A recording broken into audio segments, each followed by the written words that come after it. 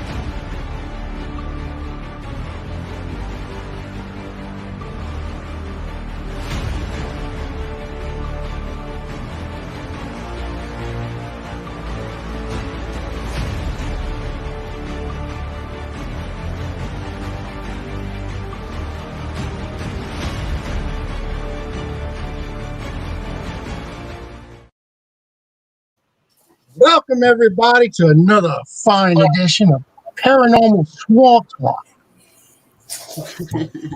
I am your host, Howard Petrie, along with host Miss Rosie Page and with Miss Crystal Kohler.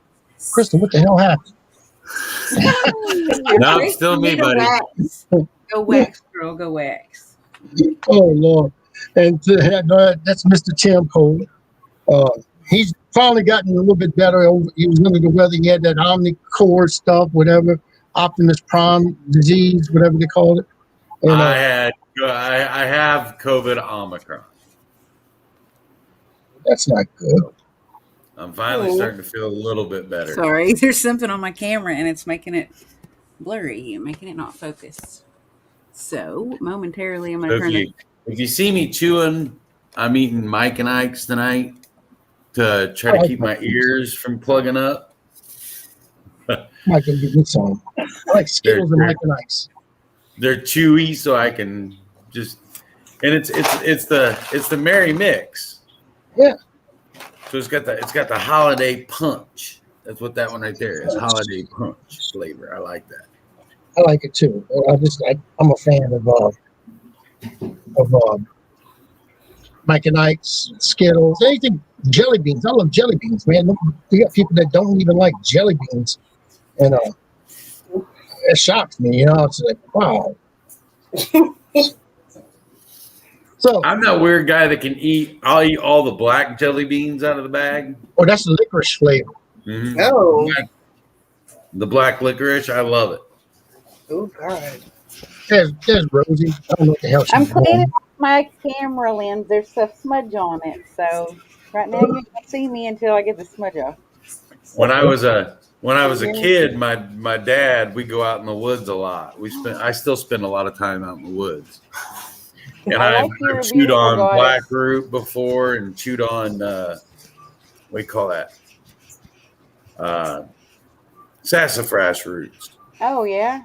Just clean them off with a little water from the canteen, chew on them. Let's see now. Ginger root. More clear, I think. Mm-hmm. Yeah, I've chewed on all that stuff before. Just walking through the woods and you find it, and dig a little up, clean it off, start chewing on it. So, how are you tonight, Miss Empress J? Okay, yeah, tonight we get Miss Empress J, and she is an intuitive, correct? A medium, intuitive, Yes. or intuitive intuition. Yes, I use my intuition to do my energy reading, so I would say intuitive. Okay. Hey, And, Ricky, hey, things. Hey, Debbie. I am well. How are y'all doing? She had I believe it was your first show last week, right? My first show was 2 weeks ago. Hey, Carl, how you doing, brother? 2 weeks ago. What night do you do did a your reading. shows? What night is your show? It's on Thursday nights at 9 p.m. Central Standard Time. Okay.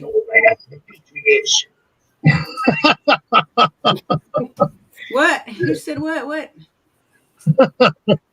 That crazy show. Yeah, it's 10 my time. Yep. I like all the shows. I do. We have a I pretty good do. lineup here. Yeah, it is a pretty good lineup. I've been listening and watching in on a lot of shows lately, so it's been interesting. You been watching my shows? I've seen. I think I caught some of the Unholy Trinity. Oh Lord. Messed up. She got the best of the best. And I was like, Actually, oh, okay. Carl. We're sorry. hey David. Yes, hey, Nick. Oh no, Hey Nick. it I was haven't seen Nick interesting. in forever. Yeah, we had a great show. Matter of fact, we had the voice of Jeremy York. He came on and we interviewed Jeremy during the show. We was talking about movies that were haunted from haunted locations or anything like that. He found it interesting, so Jeremy had to butt in and put his 2 cents in. And I was like, man, dude.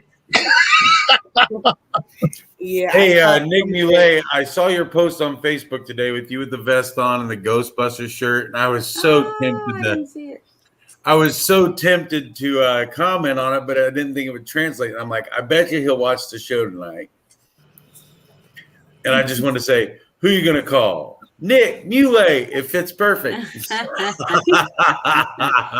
funny. David shows. I don't like the shows. David. He loves them. He loves He's a them. liar. He's lying. Speaking about David and Chris actually started their own network now. Oh, They have wow. their own network. Yeah. Yeah, that's pretty cool. And I wish him luck on that. Absolutely, David. We wish you all the luck in the world. Who? Hey, everybody. Let's get back to Miss Empress J. You actually did a reading for me. You did a reading for my fiance Jackie, and you did a reading for my sister-in-law. She had the Yorkie, the little dog. Oh, yes. And, Yes, I she did it said- last week.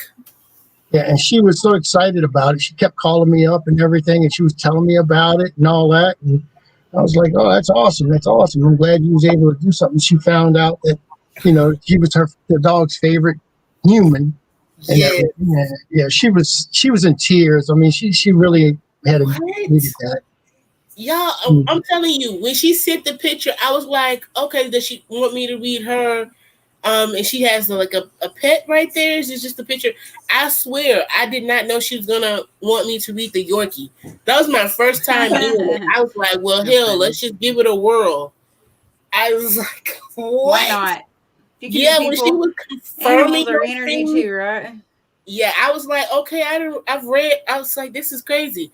So it's really something. It kind of segues into something I've been working on lately.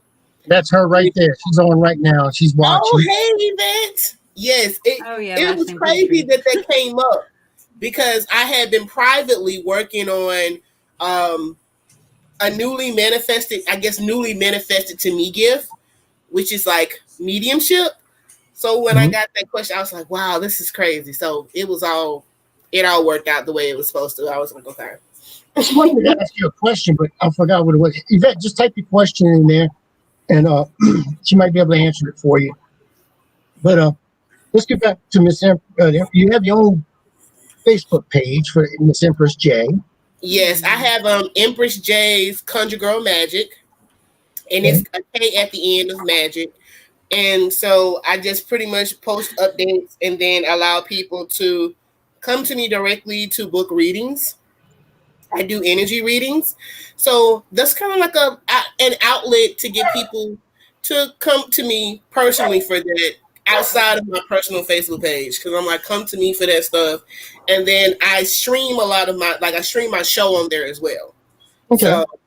So, it all works out. I'm enjoying it. I can't wait to really get that going. I've been invited to come to New York. Actually, I'll be in New York next weekend. So I won't have my show next week because I'll be in New York reading people in New York. So I'm excited about that.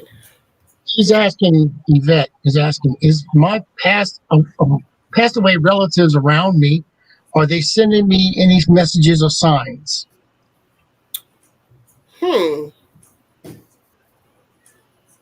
Well, I wasn't prepared to work, but What I would do, what we could do, let me see.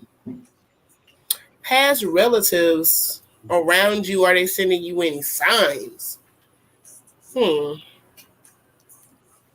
you want to get back to her on that, I mean, I'm pretty sure. Are they sending you signs?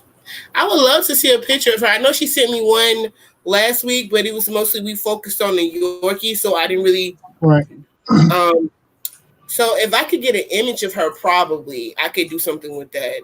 Yeah. Does she want to wait till my show tomorrow, or does she want to like? Yeah. Okay, so you're curious. So is this? I wonder if you've been experiencing different things. Signs, interesting. Well, see, the thing is, I was working she lives right next door to me. And I was working in the yard, and it was late at night, and I was burning a tree stump, actually. And to share this on her page. It was she was outside talking with me, her and Kevin, my brother, and I seen on her back porch there was a little girl, must be anywhere from about 8 or 9 years old. She had a little bit shoulder length, a little bit longer than shoulder length hair, and she was wearing this white looking old time dress. And this little girl was just standing on her back porch. I'm not psychic. I don't claim to be anything. I don't have a psychic bone in my body. Let's put it that way. But I'm a paranormal investigator, and I've seen this visually with my eyes, a full body apparition. And I told her about it and told Kevin about it. And this little girl's been around here a lot. She passes through my yard. She goes back and forth, back and forth. And I mean, my house already, if you talk to Terry, and you know my story, my house is jacked. Right. So, I mean, I have a lot of activity here, but I think this little girl's been, I mean, I've seen her once before, years ago, and it seems like the things around here is actually getting stronger than, than dissipating for some reason. So, yeah, he just disappeared. I was going to ask you, me and I'll be right back. Me and Tim have the same brain, and we share. And one week he might have it, the following week I might have it. So I wanted to see if you could read anything off of Tim, if he has my brain, because if he doesn't, we done lost the damn thing. I was trying to share this onto your page. I sent it back to you last week because I've been dead. You talking about my page? I was trying to share this onto your. If you could look at Tim and see what's going on with him, because I've already had a reading, and you just pretty much nailed it with my picture, and okay,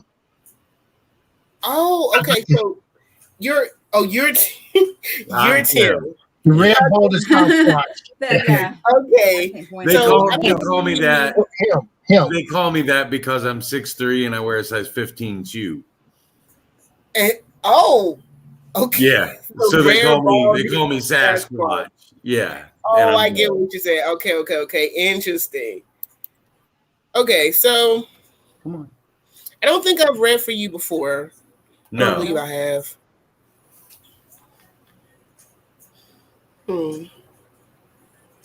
Somebody wanted to be on the show. This is my first time that I've ever seen you. I'm getting that you are a very compassionate person. Like, you really put yourself out there for other people. To me, I feel like if someone was cold, you give them a jacket if you have one, probably off your own back, most likely. Hey, Leanne. Enjoy.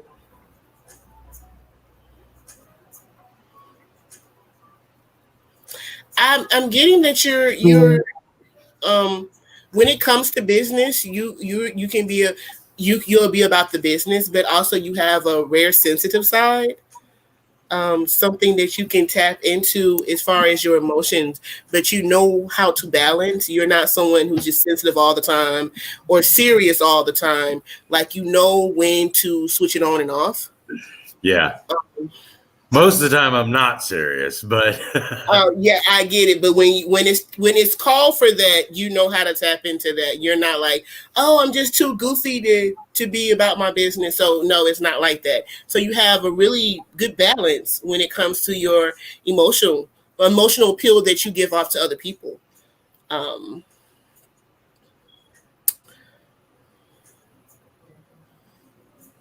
Do you have a daughter or daughters? I have 3 daughters. Oh, you have that caring, like as far as a man who cares for women. And it's just something shows on me like you're a keeper of hearts. And that's what I visualized. Like you had a whole handful of hearts, but they gave off feminine energy. I see. Yeah. And so I have 3 daughters, and okay. they're all grown now. Yes. I have one boy, and he's still in high school. He's a senior. He graduates this year.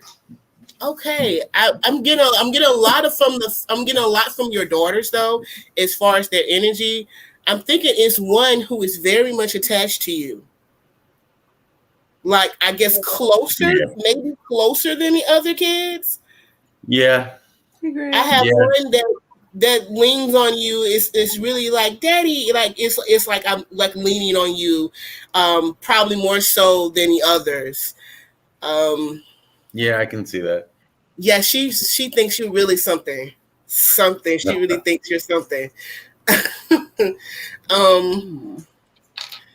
Yeah, you have a good impression on as far as feminine energy. Like I just see that you have a really good impression with women, as far as being dependable, reliable, being someone that can be counted on, especially in tough situations. Like you're gonna put your head and put your 10 cents in there and try to come up with solutions. Yeah, I'm like that quite a bit, actually. He's extremely respectful also to women. Yeah, and then I'm seeing a lot of like wisdom that people come to you for this wisdom-like advice. It's almost like, Dumbledore and Harry Potter. Yeah. Like Dumbledore. He needs more hair. And so I get a lot of that Dumbledore help you out, like kind of like, we're gonna figure this out solution. Oh, wise one. So he's trying to grow the beard just like him. Look at him. Yeah. Well, not just the beard. It's something there. I also see an older man around you. I don't know if it's like a grandfather or an uncle who has passed over, but they're hanging around you quite a bit. It might be my dad. My dad's gone, so. Your dad? Okay. Oh, okay. So was he much older, like 70s? No. 60. He was 65 when he passed. 60? Okay. It may be my grandfather. I don't know. My grandfather and I were pretty close. This man is more like country values, like tucked in shirt, creased. It could be either one of them. Yeah, probably could be one of them, really. Tobacco. Could be either one of them. Could be either one of them. Oh, okay. Well, but my grandpa with tobacco, that would be. Yeah, I would say someone who likes like tobacco, kind of like real country, laid back, rural living. This is just what I'm getting from around you. These energies surrounding you. They're very proud of you. Very proud of the man you've become and the family that you have. Sounds like my grandfather. Okay, like very proud of you, and just like, oh, you've really built something with this family. They're saying that you're just great as far as it's caring for others,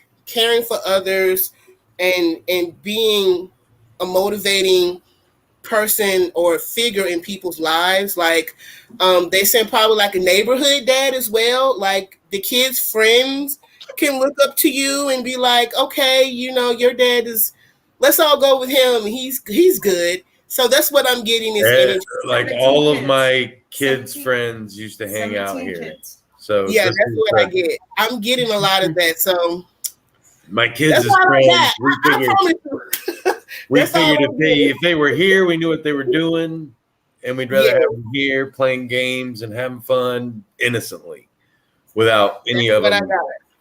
That's what I got, and that's all that spirit is showing me. I promise you, I did not know I was not even prepared to be reading, but that's what I got for you, fam. Well, I appreciate it. I do that, and it means a lot to me. I do. You're welcome. When did you? I feel good. I have a question for you. When did you start to discover your abilities? Well, it all worked in steps, honestly. Like I met an individual and we shook hands at the end of the meeting and I could see things. And so that was the first thing. I'm like, I see you doing this and that. And I was like, how you know that? I'm like, I don't know. And I was just kind of like not mindful of it. Then about a month later, I looked into it again. And it was with the same person. I looked into this and I was like, you know, we ended up having physical contact and I got a chance to kind of like put my hand on them and I saw something else. But it was totally like, I was seeing flashes of things, like things happening, like events happening to them. So I was like, whatever you're planning on doing, it was like some dark thing they were planning on doing, like, I don't know, robbing a place. I'm like, don't do it. And they told me that they had plans to go hit up this place. Then I went another month and I saw something in them and I was like, you know, hang out with me for your birthday. I have something, have a feeling something's weird's going to happen to you on your birthday. Like, hang out with me. So they were like, no, I'm going to be doing this. I'm like, okay. So they went and did that. They got shot on their birthday in their femoral artery. Like, they almost died. Oh, my Lord. Yeah. So I kind of started to put some things together. I'm like, what the hell is going on? So, you know, I'm seeing things. I'm experiencing flashes of images of people doing things. So it just kept developing. I looked into it. I'm like, what is this? Because I'm not a psychic. I mean, you know, I'm associating psychics with like negative Miss Cleo or Dionne Warwick and the psychic friends, shit like that. You know, I'm just excited. I'm like, that's not me. That's so weird. But I'm the same way. We were raised in that generation that saw it on TV every day, and you know, you're just like, yes, you're desensitized. Oh God. Hello. Yeah, my first wife went to that Dionne Warwick thing and spent $4,000 to find out if I was cheating or not. And I was like, oh my God. How much? $500? $4,000. Are you serious? 4,000? $4,000. She could have paid a private investigator to follow you around cheaper than that. Oh my God. What in the world? Take photos or something. And the sad part, she was so paranoid. The sad part was I was just working. I'm working my ass off. Why didn't you just contact that show that's on at like 2:00 in the morning? Cheaters. When they cheaters, yeah, they follow people around. That'd be cheaper than $4,000 probably. Dang. Only thing she would find out from me is that I was just working and drinking when I got off of work. I drank when I drove home and everything. I mean, I shouldn't be saying that, but so you were cheating on her with a bottle? Yeah, I was with the bottle. Yeah, Jim Beam and Jack Daniels. Oh, just beer. I was drinking beer constantly. Man, I was drinking like almost two cases a day. I was an alcoholic, but I got off of that stuff. Oh yeah, I've been sober going on 11 years. No, this year's 12 years. 12 years I've been sober. So 12 years, not going to wow. So congratulations. That's a long time. That's good to be proud that of is, that. Wow, congratulations for real. So, yeah. Oh wow. It's hard. It's hard stuff. Yeah. Because I mean, you develop a relationship with it. You know, it's almost like you have to mourn and you go through withdrawals and everything. Oh God, it was terrible. It was terrible. But that's enough about me. We're here to talk about Miss Empress J. So she had a great show. Our show is awesome. I mean, if you haven't seen it, it comes on right after the Petri Dish at 9:00 Central. You need to tune in and watch it. She has you send in a picture to her, and she reads the picture on while she's doing the show. Right. And she pulls it up on her computer, and she looks at it, and she does your reading. Do you have that website? I mean, that email address that you might want to put up? Yes, it is actually spirit.empress.j@gmail.com. Spirit. I'm just trying to put it in Empress. .j@gmail.com. Yeah, Tim has some really good energy. That's got me hype. I feel good. Yes, Thank you. And he has COVID right now too. So and it's yeah. So having good energy with COVID, I guess, helps. So it's spirit.empress. What is it? Again, Empress, it's spirit.j spirit.empress.com. No, spirit.empress.j@gmail.com. Okay. So it's empress.j@gmail.com. You got to put the spirit in front of it. Because Right. I'm an intuitive for spirit with Terry. So Let me get that right. Spirit.empress.j. What? .com. spirit.empress.j. I'm about to email it to you. Spirit.empress.j@gmail.com. Thank you, Greg. Yeah. Are you sure you've been sober for how many years? Are you sure? You said 12. Leave me alone, Thank you, Don. I man. appreciate that. Yeah. No, I think I got it. There it is. Yes, that's it. You got it. Yes, that is it. Yay. That is it.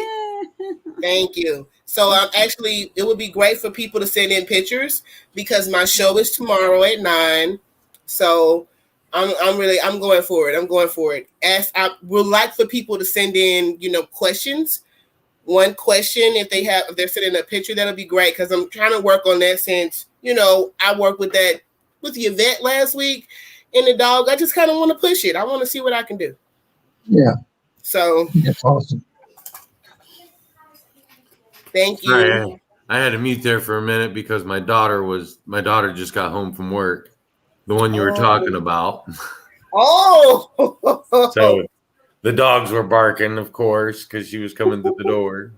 Okay, that's why I didn't hear him. You muted it. I didn't hear him this time. You I didn't got hear a me. question from You Greg. can send in another picture. I hope maybe if things change in your life, I may be able to pick up different things. So yes, I Hey, forgot. Jeremy. No, Hi, Robert. I don't know. Did I send you a message? I'm sorry. Yeah. Hey, Dawn. Donna, I'm gonna send It's you another Dawn. because I thought I sent one and then you just didn't. I didn't think I got a response, but I'm gonna check again. Excuse me, y'all. You're fine. I'm gonna check again for you, and I we have the can same get thing. I'm sorry, Donna. I thought I had Hi, sent Dawn. you a message. There's Dawn, and Donna. All at the Yeah, I same see time. that. Dawn. So It's like dun, oh, dun, it's dun. two Dons. Yeah, 2 Dawns and a Hello. Donna. Oh, you didn't get no. That's. I'm sure there was something going on with I don't know, Facebook. It's been a crazy week. So I'm gonna send you another message, Donna, so we can reschedule your in-depth. I'm sorry. I do in-depth readings as well. So I do the free readings, the one, the little short, brief things on live, and then I do in-depth too if people ask me to. That's pretty cool. This is Sher Khan. He's being Dawn Marie. annoying right now. Oh, his name is Sher He's so Khan. cute. Yeah, we have an all cat. black cat. We have an all black cat, and his name is Bagheera from the Jungle Book. Oh, He's really big. And then we have this That little one's guy, so and he has like cute. tiger coloring, I so we want named him Sher Khan. If I live by you, I'd he's steal He's him. really cute. I have a Yeah. puppy. But yeah, I was gonna get a cat, but I was like, none of them really kind of spoke to me, and I was like, I'm gonna get a dog because I want one. So I got a dog. You got We have 3 dogs and 2 cats in the house. Oh, That's Yeah. how many animals that Howard has. Don't you have a pit bull? A pit bull. Huh? I have. Yeah, Miss Empress. Yeah, I have a pit bull. Me too. I got 2 of them. I love her. I love her. they are She's a red dog too. Yeah, I mean, people give them a bad reputation because they treat them mean and they want to be mean. But my pit bulls, they love you. And matter of fact, they even want to sleep in the bed with you at night. They take up my Mine bed. too. Donnie. It's crazy. And then, Kitties get a bad rep. They do. They They're really good do. dogs. They have a really bad rep, but I love mine is a sweet baby. She's away at dog training school right now, but she's a sweet baby. I love her. Thank you, Jeremy. Oh, hey, Darren. Darren is my classmate. We went to school together. oh, And Darren. Awesome. really supportive of my show. Him and his girlfriend have been really supportive of my show. They have made it to every show. So thank you, Darren, for coming on Hi, to Darren. Paranormal Swamp what is it? Paranormal Swamp?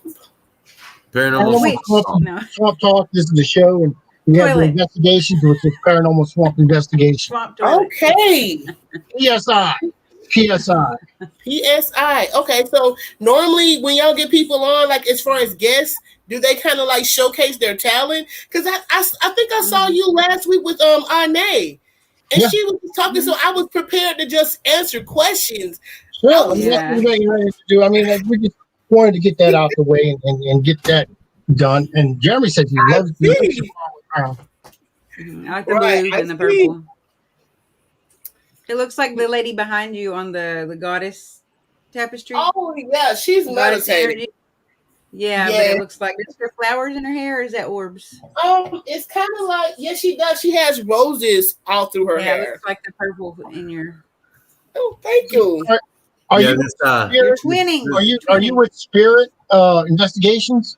Yes, I've been with Spirit since their inception. I work cases with them occasionally when I have the time because I have a full-time job. So when I can meet them and I go on the investigations with them, we've done house cleanses and stuff. I wasn't able to make it to yours, Howard, but I have gone with them to like maybe 3 or 4 investigations, Right. big investigations they've had. But I come in as an intuitive. I can like sense stuff, and I'm like, we need to clean the hell out of this area, and I don't know, throw holy water over there in that corner. So that's kind of like what I come in. I really like it. I love it. That's It's my so favorite thing interesting. to do out of everything. That's my favorite. Yes, when it's a really good case, like the first case I went on with them, I mean, that house had a ton of activity. Like as we were driving up, I was feeling all types of stuff. So those are the ones that I really enjoy. Like You would have freaked out when you came to my house. I'll tell you that much. I'm I a like big to time have the activity residential. because then it's like you start Me to get too. different stories. Those are my favorite. The residential cases doing Yeah, that. I'm a I big like time. those. Our team, we like to focus on residentials, but when we do the big places, we kind of use them to train and do things what we wouldn't do on a residential investigation, and we like to goof off. A lot of us like to goof off a lot. Plus, you can sleep overnight at a non-residential, and sometimes you can't really stay overnight at every residential place. Yeah. You can't sleep in their house sometimes. I prefer residential too. It's just They're it's just so more much personal history, and so many things you can pick special. up. Yeah. So Yeah. I I think you can learn the most from them. To me, just helping people feel comfortable in their homes is what that's what I'm all about. Is helping people feel that they giving them back the power to control their own home. Oh, absolutely. And then it kind of feels like, especially that first case that I was talking about, in their family, we had people were actually being, physically affected by the house. So it was so good to get in there. And I mean, really, we spent hours in that house going over every inch of it, and it's a cleanser, and they've never had any other issues. It's just, it's so good to like feel like you're helping people to live in their own space and be comfortable and not have to worry about, crazy shit. Sometimes I actually get sad when clients want a cleansing right away, especially because I'm like, there's a way you can coexist here. You just have to figure, find it. And I would rather them take that route than just, get it out of my house. I don't want to probably hear. Once you coach them about it are more comfortable with it though, because their initial idea is probably like, oh my God, get it out of here, whatever it is. Yes, I mean, sometimes when it's affecting you, I mean, they had kids and they felt like it was negatively affecting the kids. Kids were waking up with scratches on them. So you have to go in and like reinforce, like, you get your ass out of here. But for the most part, I'm like, the people are like, the spirit now. That's what I'm saying. The spirit, get your ass out of here. Get your ass out of here while I do my thing. My personal favorite thing to tell somebody is, and it's my favorite thing, is when you can come to them with some evidence and you can say, look, it's grandma. She's just trying to make you see that she's still around you. She still loves you. She wants to be near you. And then they're like, oh my God, I was ready to kick her out of my house. and it's Right. paranormal. You or know, even to validate what they're saying so they know they're not crazy. yeah, yeah. Because they came to you because they didn't want to tell a lot of other people because other people probably just would have been like, whatever, you're crazy. Yeah. Thinking that they're To crazy. validate them Yeah, is think just they're like crazy. a special I piece tell of everybody, you got to be a little the nuts to pie. want to do this. Yeah, you do. And then, paranormal investigating, it has a bad rep because it's gotten so popular over the last few years that you got movies that are you got movies on it. And so people kind of think of it as like this goof. Oh, you do that? That's okay. So it's like this weird thing, but I really enjoy it. Yeah. You gotta People, remember and then you got, that spirits were people at one time, and you also got to remember that when you go to exercise a house, just because they're there and you see a ghost or whatever, it could be anybody. It could, like I say, it could be your grandma. It could be your mom, your dad. It could be a brother. It could be a sister. It could be your daughter or son. It could be anybody that's coming in. So you got to think about that. Now, my belief is that spirits or like I said, they're people, and in life, if you're a good person, that's what that spirit's going to be, a good person, a good spirit. But if you're an asshole, and in life, you're going to be an asshole in death. So, I mean, that's why you have to look at what's going on. So it might be that uncle that you thought it was an asshole, he's coming around checking on you, So, I mean, you have to think about that before you want to cleanse your house. oh, yeah. I agree with that. I tell everybody, You gotta think about it. I tell everybody, when I die, make sure you come searching for me because I'm going to be a barrel full of fun. I'm going to be that ghost that's behind the corner, and you walk around, I'm going to go boo and disappear. That's just me, That's my personality. That's funny, Right. I'm going to scare the hell out of you and for fun. But I like what Will said. You right. You don't. I don't know why people do that. Like in the hoodoo tradition, which is something that I study. They believe that you can reach out to loved ones for like a year and a day, give them a year and a day after their transition to try to make contact with them. But it's such a fad now. People are just like, I'm going to do what I want to do. I'm going to do this and do that. And so it's like, you can't teach them anything. You can't tell them anything. Like TikTok has blown this thing up. And so now you're just like, people YouTube are just, also. I feel I've been around for the YouTube stuff. Like for the last 4 years, I've been studying this. I've seen the YouTube stuff, and you kind of, it's not as big as TikTok now. TikTok is huge. Like witch talk, oh my god. Oh my witch talk god. is bigger, I think, than or as you big as got paranormal. everybody from their cousin to their grandma coming around trying to do witch talk spells and shit. Jeremy's trying to get a party. He said, you can tell when when you ask them, tell us your name, you're going to say bowling shoes.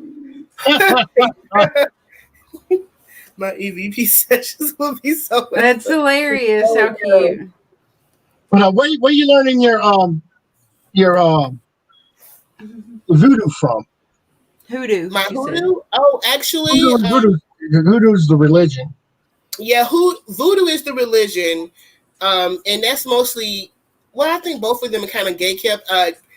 Voodoo is the religion. Hoodoo is more ancestral, and so we kind of mostly try to call on ancestors for different help and different things and situations. So even when I'm doing readings, like Papa Legba and stuff like that.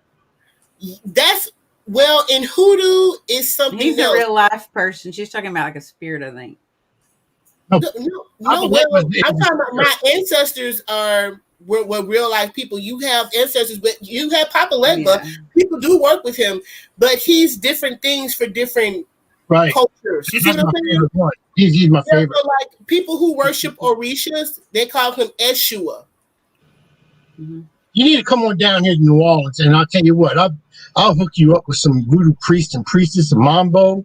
Trust me, I would love to meet people. I'm very eclectic in my approach. I do not block out anything. When I first started the path, I was learning Celtic witchcraft.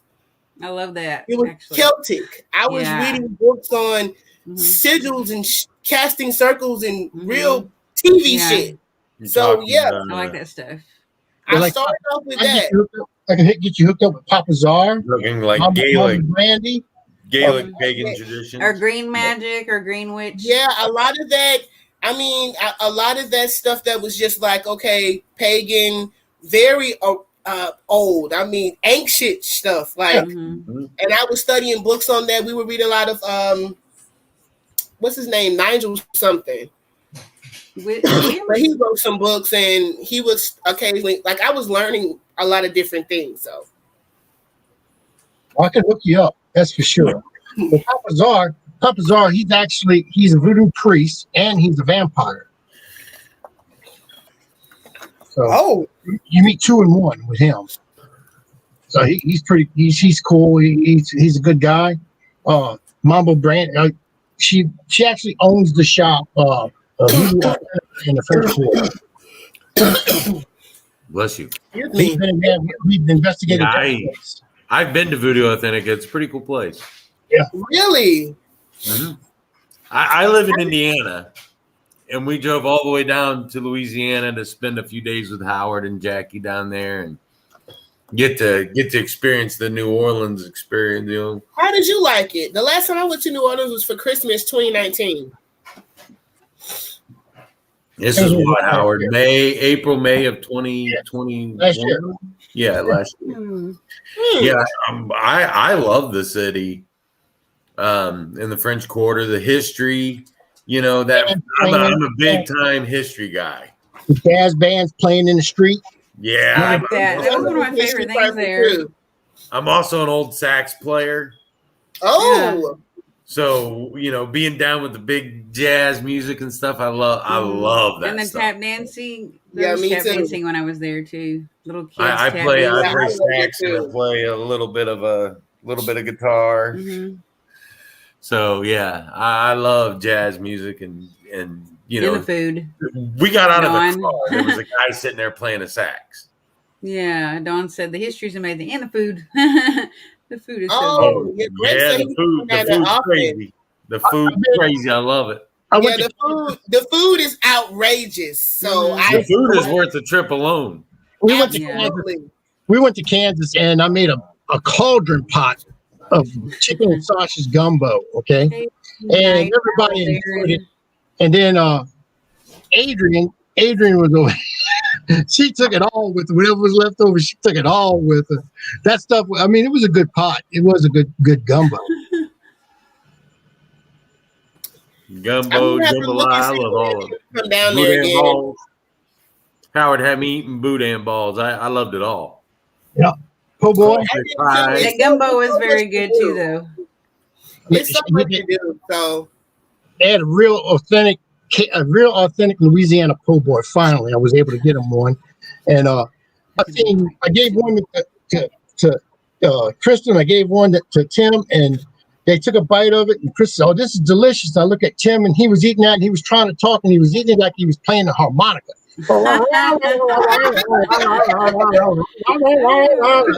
That's funny.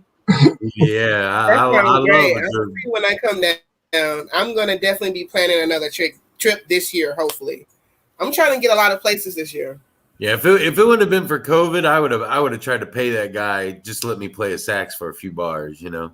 I haven't played a saxophone in 25 years. So, did you see what Dawn said? Her last name is Cajun, and she said, "How can I not like Cajun? She has to be That's Cajun right because it's in her name." That's just wrong. Paranormal consultant. I think didn't I read you? Trying to see if I remember. I've seen that. I've been trying to get in touch with them. It's hard to get in touch with them. On their page, I don't think they have a messenger, but I'd like to talk to them about coming on and talking to them, see what they do and everything. So, paranormal consultant, hit me up, send me a message on Facebook, and I'd like to talk to y'all about that. So, at the Howard Petrie. The Howard Petrie, the real Howard Petrie. Because there's some fakes out there, like the Ohio State. Empress J, where are you located? Where are you from? I'm in Birmingham, Alabama. I've lived here all of my life. Alabama. There's family there. He's from Yeah, so he's rolling tide down there. Roll the Yeah, tide. Yep. we roll Roll tide the down tide. here. That's right. I've been here all my life, so this is where I'm at. I'm looking to try to expand my knowledge of get friends in different cities and connect with other people outside of Birmingham. Network. Well, I'm Yeah, your friend now, and I'm from Fort Wayne, Indiana. Well, I'm just south of Fort Wayne, Indiana. Okay, nice to meet you, friend. So I'm looking just to see some stuff, like get out here and connect with other people that are in these different communities that I frequent. So Baron. We're gonna try to have a big I've get heard of together his name this before. year with the network, Rosie. Huh? Things is gonna try to have another big get together with the network this year. Yeah, that would be awesome. Yeah.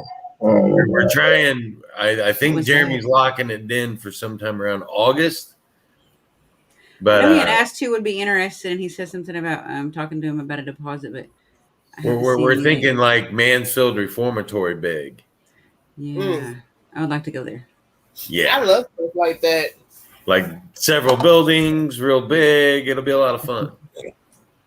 Maybe we can get Ernie and Denise to come up with us. Yeah, we Greg should. said, let's do it. Exciting. That sounds fun. Everybody investigating, learning new techniques from each other. Last year at Waverly was so much fun. I had an absolute blast. Yeah, I did too. That was awesome. It was good. But I don't like going to Alabama, right, Empress? I don't like going to Alabama. I go to Florida and I go to the lowest part. I just cross over. It only takes me like 20 minutes to get across Alabama. Right? I just don't like Alabama. When we went to see you, Howard, we went right through Sweet home Alabama. Well, the reason why I don't like Alabama is because I'm college football and pro football. I love college and pros. And LSU and Alabama have history. Yeah. Okay. Yeah, it's real. It used to be worse than the Alabama Auburn history. I remember that. Yeah. There used to be some tainted history there. I remember that. I got no problems with anybody. I'm a Notre Dame fan, so.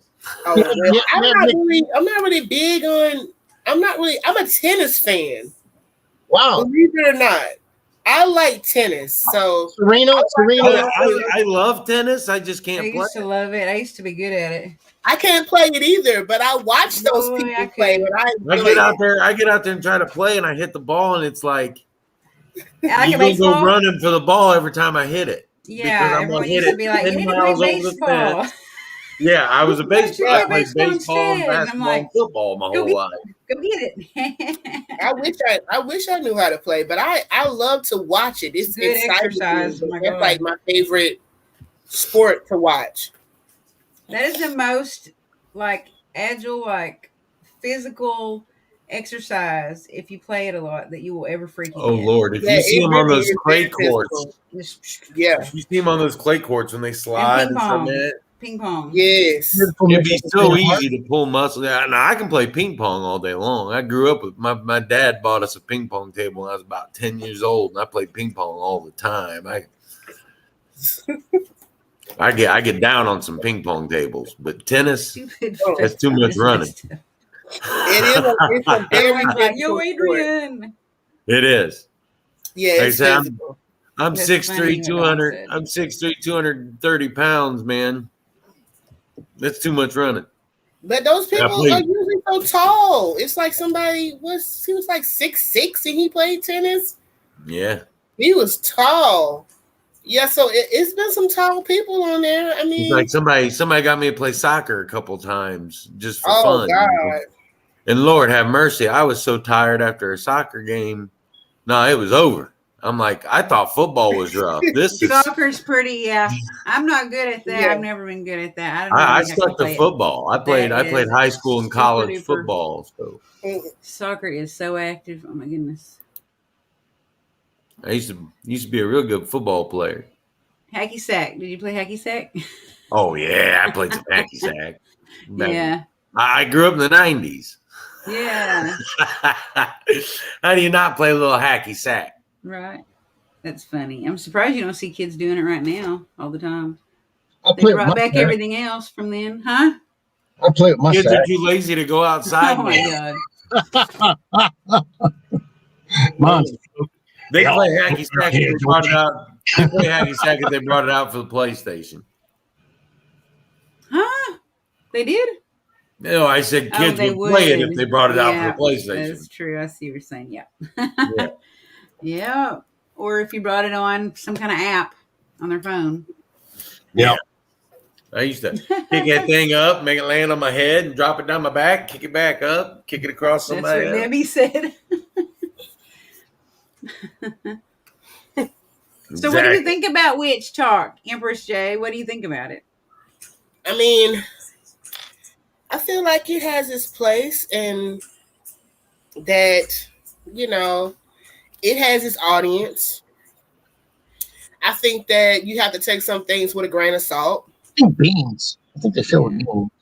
Mm-hmm. And just be as intuitive as you can be when you're looking at different people who are doing different things. Mm-hmm.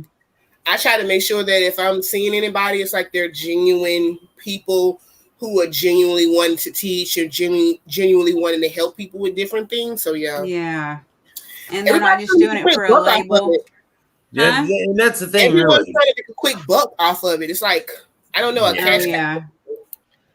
Yeah, and that to me is the biggest problem is television, social media, movies. It's all sensationalized it so much, and now you have so many people out there who just want to make money.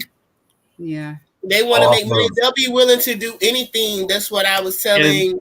And don't get me wrong, if somebody come up and offer me big bucks to do my own show, yeah, I'd probably jump right on and do my own show. But I don't think I would do it in the capacity to where I had to fake evidence and fake stuff. And you know that there's that stuff. I've talked to plenty of people in television that do this stuff. There's times that they're doing stuff just for ratings. I know it. So you can't. It's really sad.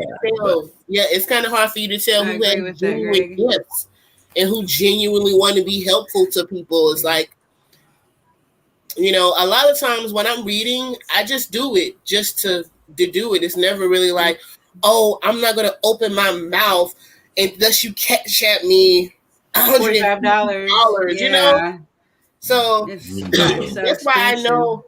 That's how I know my intuition is getting stronger, because I was following certain people on Facebook. On YouTube, and then I was noticing certain things being said about certain people. I'm like, I have to leave you where you are, because this is just. How are you charging people $400 for a tarot reading? What? I like what Greg said in the comments. He said it really changes people, and it's so sad. Does. Yeah. The fame in our field, and it does. Unfortunately, it really does, and it's. I hate to say that Well, because you have to kind of sell your soul. So hard. Almost, it's so hard when you're in a field that is shunned by the scientific community for the most part, and then that leads to you have enough people that don't believe what you're doing anyway. True. So it's hard enough with all of that, and then you start having people that get big heads and get cocky, and then or they super inflate their egos to the point that they're influencing everybody in the field. And that's one thing that we have to remember is that the big people. That influence. Greg said that he lost friends over it. You'll be surprised because you'll be looking over people. I think that when you decide to walk a certain walk, dealing with the spiritual or supernatural, you're going to lose friends anyway. People are going to be looking at you like, what? That's going to happen anyway. I'm telling you, since I've been doing what I'm doing, it's like I'm seeing what other friends are doing, and it's like we're not matching up. Spiritually outgrowing them. You're outgrowing them. You absolutely. Because I just got this in about a week ago, and I didn't get a chance to show anybody. From D's Ghost, Jesse Stewart.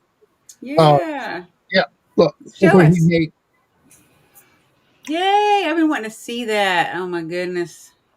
Well, it's Is that good. Does it go Annabelle? off? Do you have the I can't You batteries have in it? Annabelle. Is it a rim? It's Yeah. a REM Oh pod. Yeah. God. Can you make it You go put an off? antenna on it for me to get better Oh my reception. gosh, that's awesome. You can take the antenna off, and it does the same thing.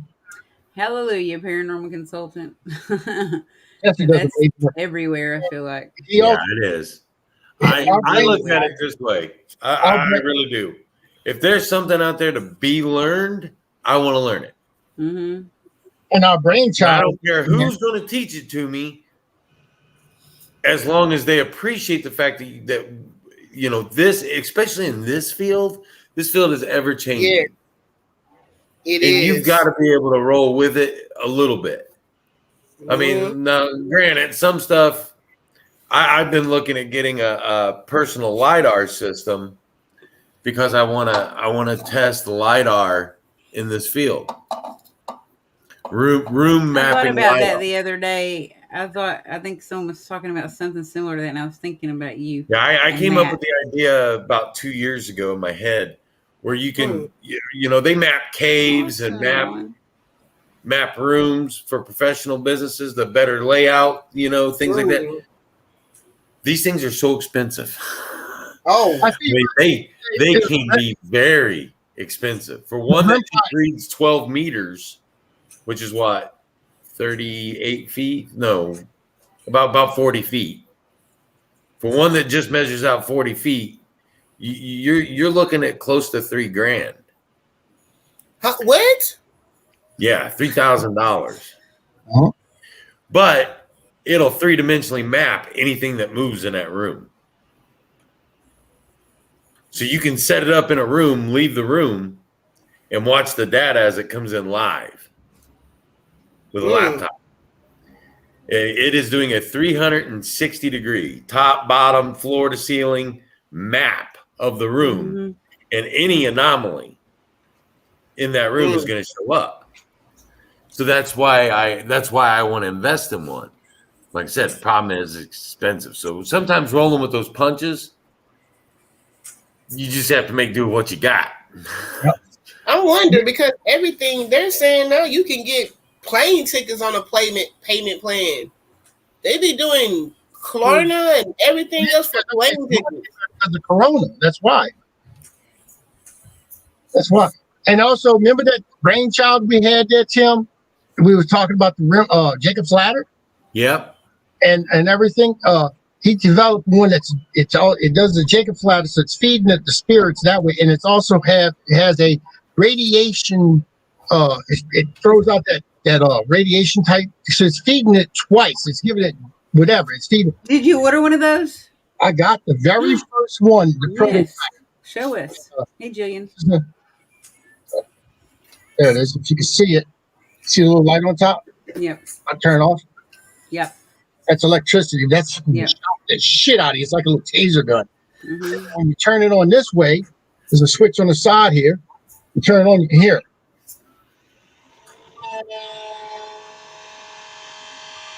Oh my gosh, that's so exciting. You do that, and you put on that part, and it draws, it feeds the ghost.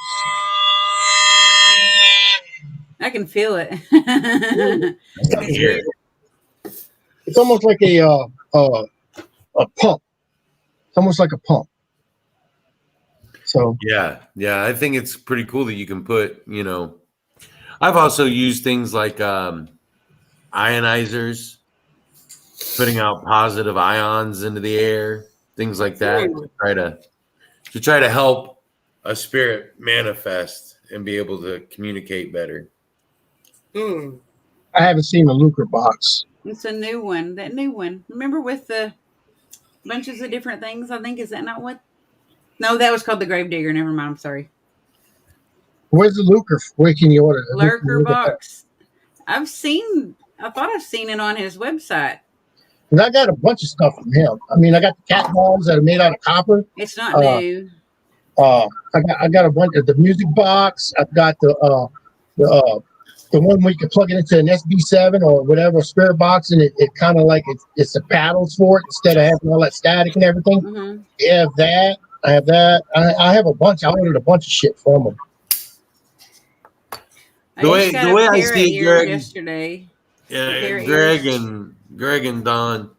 The way I see it is, I don't let these podcasts and stuff influence what I think about me at all. Mm-hmm. And I don't want it to influence the way other people think about me necessarily. Right. On the same hand, if I wasn't doing this, I wouldn't have had the opportunity to meet so many people I've met in this field, learn new techniques, learn new things. Like you, Greg, you've helped me out tremendously with my spirit box and how to properly use one and which one to buy and stuff. So, knowing those things, helping each other, communicating with new people and finding new things in this field. That's why I do this. That's exactly why I do this. And there's a lot of people in the chat that I've got to meet either in person or just on these videos that, I feel like Howard. Howard says him and I share a brain, and we do. Howard's like my brother. And I would have never met him had I not jumped into this podcast world. Yeah. So, it's all true. I think ego has to be you have to be the one that controls who you let into your life and who you let out of your life. And you have to be the one that controls how your ego is affected through doing this. Absolutely. For me, I do this. Learn a lot after. I'm a talkative guy. With so many. I'm a talkative guy. So I do this because it's fun for me. And Greg knows that him and I have both been in broadcast journalism.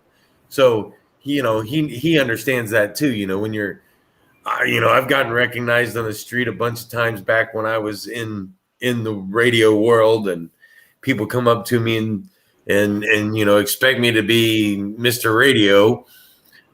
And, it's the same thing. You just have to learn to control. You control what your perception is, and you control what everybody else's perception is at the same time. Yeah. Everybody who's ever met me knows I'll shake your hand. I'll give you a hug. I don't care. I'm a hugger. I am a hugger. So if I get mauled by a bear, because he's 6'2", 6'3", something like that? 6'3", yeah. And I'm 5'11". He looked down at me and he grabbed me and I was like, son of a bitch. Yeah. Also, when your ego is triggered, though, that means you need to do self-work. I tell you about my arms like this. I'm about 8 foot tall. So. When your ego is triggered, it means you need to do something within yourself so that you don't feel like that person is a threat to you. You can always see when someone's ego is out of line, especially for a lot of people who have these TV shows. Like I was watching, what's her name? Teresa. Is it Teresa from Rhode Island? Yeah. And she got that, let me see your manager haircut or something like that. Yeah. Caputo. Is it Caputo? When I noticed she was stopping people in public places to read them, I'm like, your ego is out, because that's such a private thing. And you can control it. I'm not saying she doesn't have the gift of intuition, but you can control it. I knew what you meant, Greg. I do. I can control it. I don't just stop people on the street and like, your dead grandmother wanted you. Ask them, hey, I got a message to tell you. Do you want me to tell you that? You know what I mean? Like, you don't just. Yeah, I feel like it could be so personal for people. That's why I even say on my own show, I don't show pictures. If they send pictures, I don't show anybody's picture. I don't be like, this person said, and this person sent in, and I read them, and I just like, if you want me to go further, it's for more deep and personal, we can do that offline. I don't have to sit here and just throw your whole mess up. I'll be completely honest with you. 5 years ago, if somebody walked up to me and said, I have a message from someone from so-and-so beyond the great, I'd have laughed right in their face. I was that close-minded of a person. Oh, wow. Through doing this and meeting people, it has opened my mind up so much, the possibilities of what's really out there. And it's not because I was mean. It was just because I grew up in that era when it kind of became a joke for a while for a lot of people. You know, That's what I'm saying. I would have grabbed their hand right on the street. No joke. You could ask anybody that really knows me. I'm not a shy person. I don't have a lot of fear. I'm not one of those people that's gonna, not speak as much. I'd have grabbed your hand right on the street and gone straight into keep smiling. Oh Lord, how funny! Because that's the kind of ass I am. Just being funny. But I know that. On the same I mean, hand, the same thing with me. The same thing with me. If someone told me that this was like real, like I have to wake up every day and like this is some real shit. Oh my God, this is some real shit. I'm telling you, like when you spend your whole life in a mindset, and then you have to like break that down and kind of like break down other things. You're like constantly breaking down, like Amazon boxes. You're like, damn it, this is some real shit. And you're like, people have real gifts, people have real capabilities, and it's like, Rosie, have you ever been on? You've not done much stuff on ship, correct? On a ship, no. Okay. See, Rosie and I'm former Navy. Rosie's current Navy. Freedom.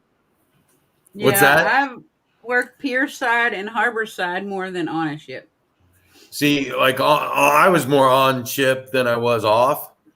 Mm-hmm. So you get guys on ship, they won't go to certain areas on the ship. Oh yeah. They'll be like, that place is haunted as hell. I ain't going there. Yeah. And I was always the guy laughing at them, walking straight in there. Didn't care because I didn't believe in it. I was raised really Christian. Me too. My dad was an old regular Baptist minister. Now, I don't know how much you know about the old regulars, but the hellfire brimstone. I was going to hell if I believed in this stuff. Oh, absolutely. I was raised Baptist Christian. Sea green. Yeah. So, growing up, I didn't really believe in any of this stuff. And, you don't until you have that experience. Yes. And even still, when I go into a place, I go into it skeptical. I want to go into it skeptical, though. That keeps my mind sharp. Because if there's any other explanation, I would rather it be that than it be, something paranormal. I think that's a healthy balance to know that stuff exists and to have experienced this stuff and to still remain skeptical and like, okay, I'm walking in this as if this is new to me. I don't know what this is. I don't know what's going to happen. Years ago, I had a client. Every time she got in the shower, she turned on her shower and she'd hear footsteps in the hallway. Yeah. That was me. I go into the house. No, she be peeping in the shower. No peeping. Peeping. I'm be looking through the windows and shit. Peeping Kim. No, I'm just kidding. He tells me the story. I walk straight down to her basement, yell upstairs, tell him turn on the shower, and I watch the pipes banging noise along. of the pipe, yeah. Wow. I leave their house. I left their house. I ran down to Walmart. I bought six pipe hangers, went back, screwed them into the boards in the basement, told them turn on the shower. Problem solved. Guess what? You ain't got a ghost. And then, but when I left their house, they were happy. That's what I am, Dover. And that's that. I'm not skeptical of the paranormal. When I do a private investigation, though, I try to go in as skeptical as possible because I want to be able to help them no matter what. Luckily, I've got I don't go in completely background skeptical. I go in completely making them think that I believe everything that they say because I want them to be as clear with me as they can. I want to ask a question, Empress. No, and I get that. But what I'm saying is I try to when I'm investigating. I don't want to discredit them, but when I'm investigating, I want to try to disprove what they're saying is paranormal. Yeah. Right. Because if I can, then that makes them instantly become at ease in their home. Try to debunk it before that's what I try to do. Exactly.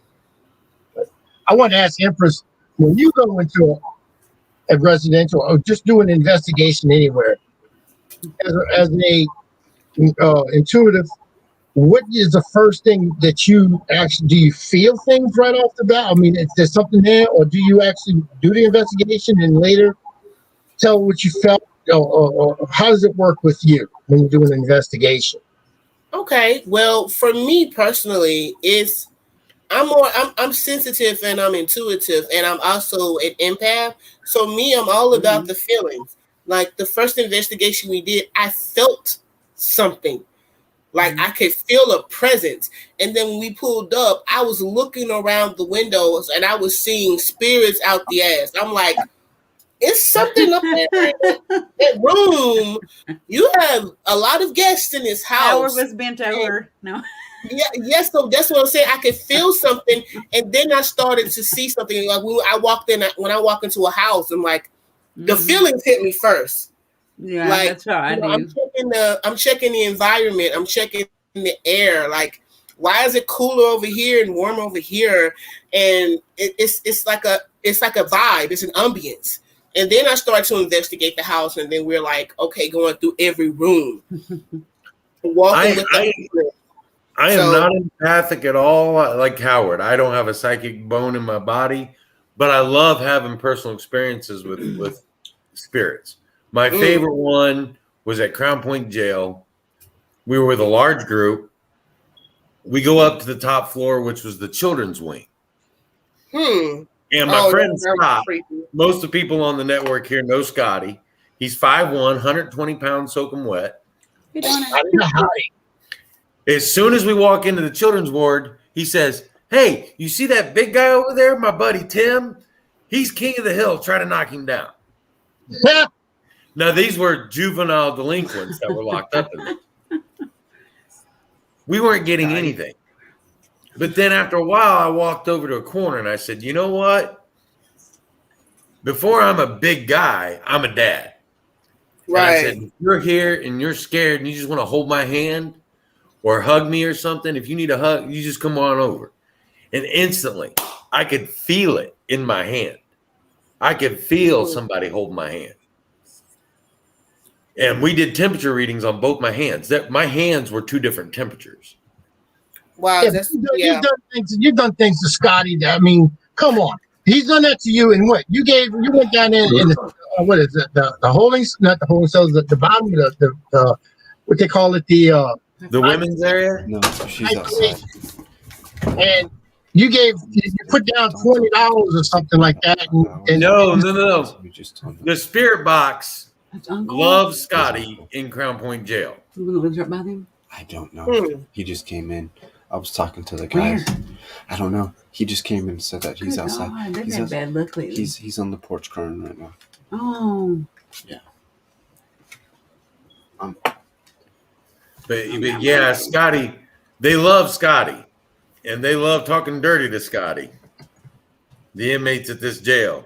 They like Scotty. So I gave him $20 and told him to go up to the conjugal visit room. He went up there. He went up with $20 to the conjugal visit room, and nobody showed up. He was mad as all get out.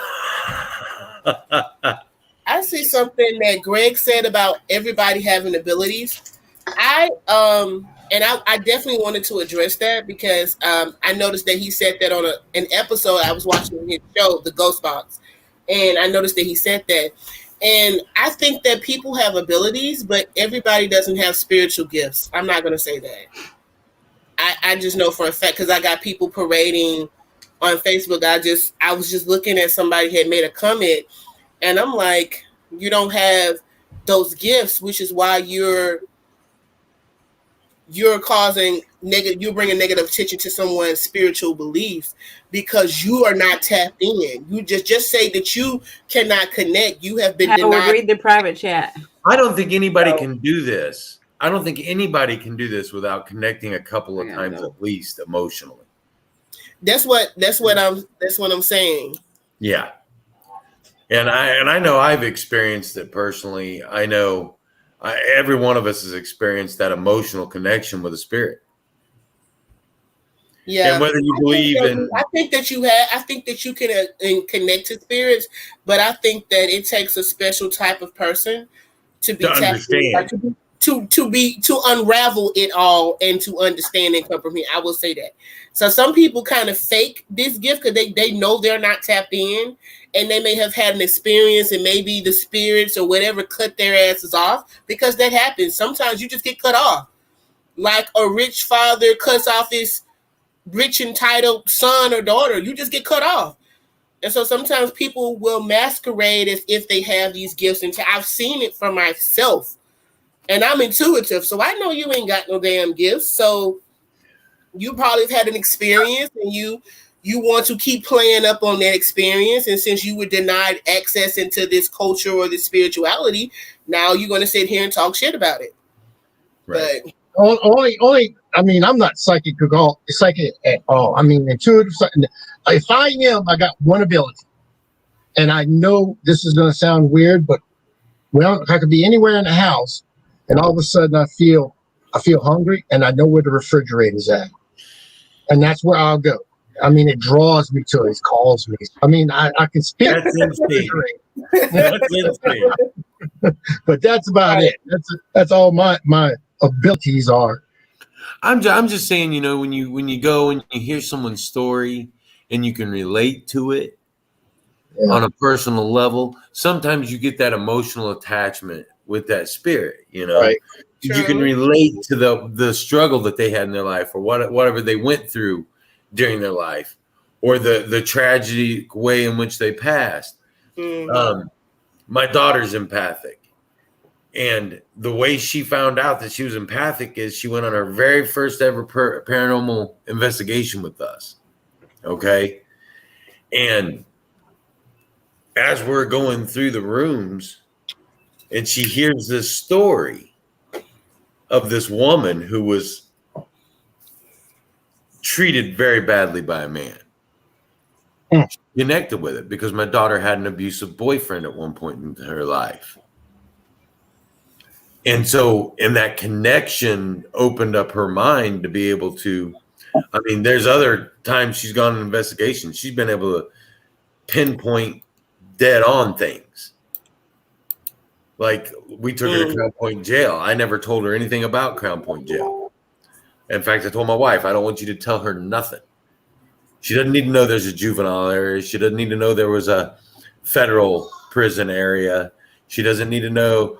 The only thing that she knew is that it's famous because John Dillinger was housed there. He escaped from that prison, from that jail. The famous one where he's making the symbol, he's leaning on the prosecuting attorney. That happened in this jail. So she knew that part. Oh, thank you, Dover. She was able to walk through that jail and tell us exactly, this is where they kept the women. There was a famous woman that was housed there. This was her cell. Good night, Joanne. Good night, Joanne. You know, Yeah, she was able to pinpoint every part of that jail and what went on there. I seem to have clear audience, especially recently. Yeah, I don't necessarily say that I hear things. I just see stuff. But you know, you're absolutely right, and I just try to. I've been doing well with controlling myself. Is what I'm learning now. Is about controlling myself and trying to kind of, I don't want to say guard myself, but make sure I'm protected when I'm going out into these spaces, because people have a lot lingering on them. And it just be like, oh my God. So sometimes I've done readings where they have literally drained me like a battery. And I'm just like, oh. And I know a lot of that has to do with that empath energy. They'll drain you, honey, like an Energizer battery. But those are the ones where people really need the most help and the most healing. So yeah, I take it in stride. I appreciate you have to be able to block it out sometimes. Yes, you do. You absolutely do. That's the truth, because it can be overwhelming, I'm sure. Yeah, I block out Jackie all the time. That's my fiance. I'll be right back. All right. So is that what you feel when you're doing an investigation? I feel things first, and then I kind of start to put those feelings together and I see things play out for me. A lot of times when I'm looking at things or even when I'm doing readings, I see metaphorical images. It's like if I see someone with this big wall up, and it's usually like this big great Game of Thrones crazy ass wall. And I'm like, okay, you're guarded. You're very guarded in a way, and you're very defensive. So I kind of started to put these metaphors and these images together. Okay. I That's. think we all I mean, I think we I all don't in know. healing path. I've never asked that question before, and it was good to hear finally someone tell me what's going. Because, like I said, I've never asked that question, and I don't know what the someone with gifts would actually feel. Um, Master, with your gifts, do you ever have any astral projection or anything like that? Have you ever done anything like that before? I have not done astral projection. I I've always been interested in it, but like I said, I haven't tapped into the thing that I'm focusing on right now is lucid dreaming. Okay, I'm where's trying that? to I'm trying to get more into connecting with my spirit guides or in connecting and communicating in dream form. And it's been really hard because I barely remember my dreams, but I have been trying different methods to try to do that. So I've just been doing a lot more studying into how I can tap into that. And like Tim mentioned earlier in the show about connecting to different individuals who know how to do stuff. So there are a lot of people who connect to their spirit guides in dreams. And that's something that I've been wanting to try to tap into, but I haven't done it yet. I'm still looking into it, but that's my biggest thing because a lot of people are getting messages, really clear messages in their dreams. So I want to just take it to the next level and start to connect on that level. I wanted to ask you a question about past lives. Do you believe in like past lives and that certain I people, do. I do. The reason I say this, Tim, is because I had an experience when I took ayahuasca 2 summers ago.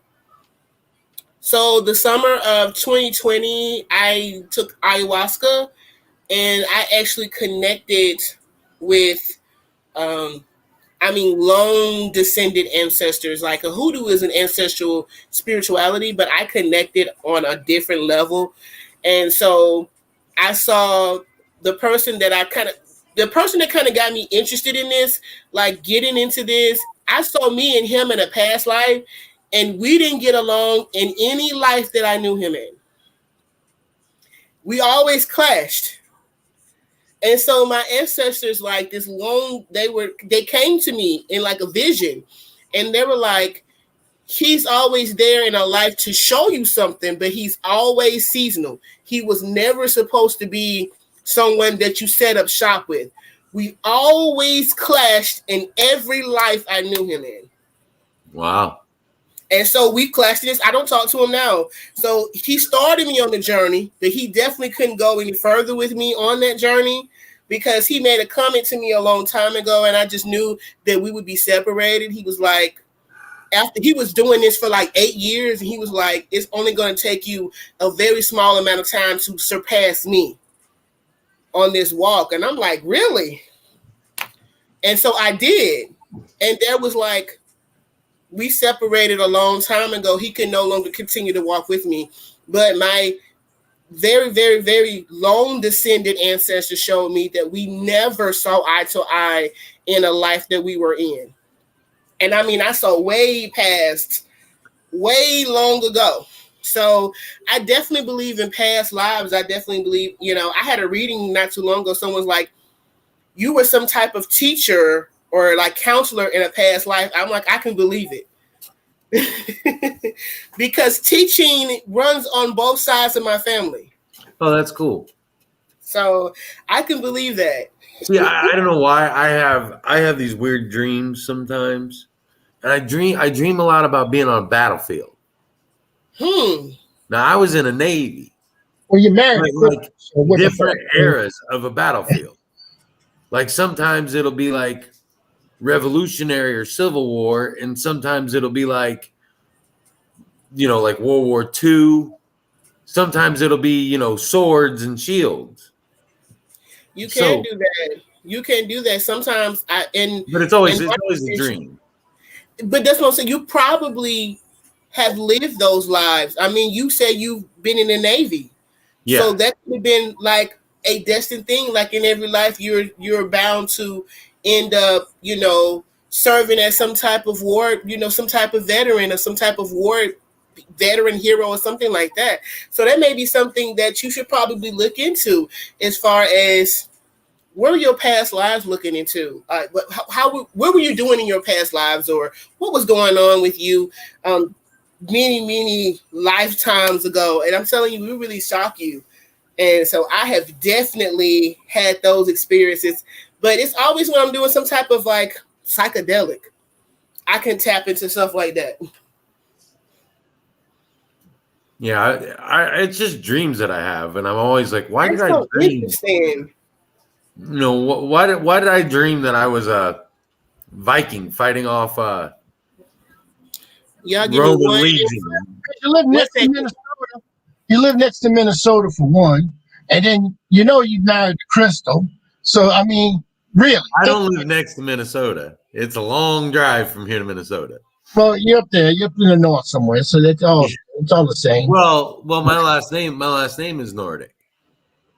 My last name is Kohler, which is Germanic.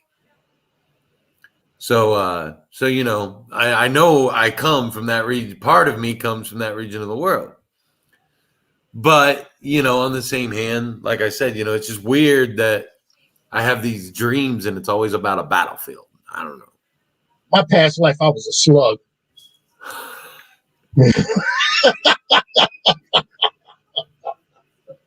Yeah, I don't know about any animalistic past lives for me, but yeah, I like I said, it's just dreams that I have.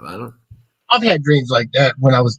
I dreamt that I was in World War II on the front line somewhere. And I forgot was the name of the little French village I was at, and I got shot.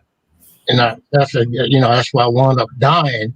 I think part of the reason why I have those dreams is because I watch too many war documentaries. I like those documentaries. I watch a lot of documentaries on history, so I've always been a history buff. Oh, I like history too.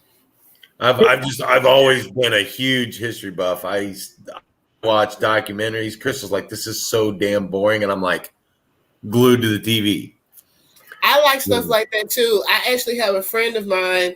He comes over and he'll play a history channel on YouTube, and I'm like, this is great.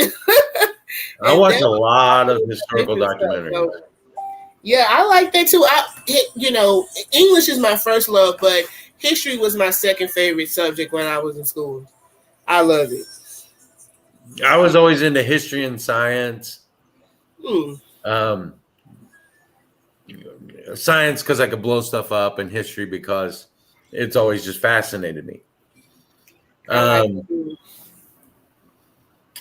Everyone on the network knows my favorite historical topic, but yeah, right. Vlad the Impaler. Yeah, Vlad the Impaler. I'm a huge Vlad. Vlad the Impaler. Chrissy's on hers. He's the man that Count Dracula was based off of. Right. Really? Yes.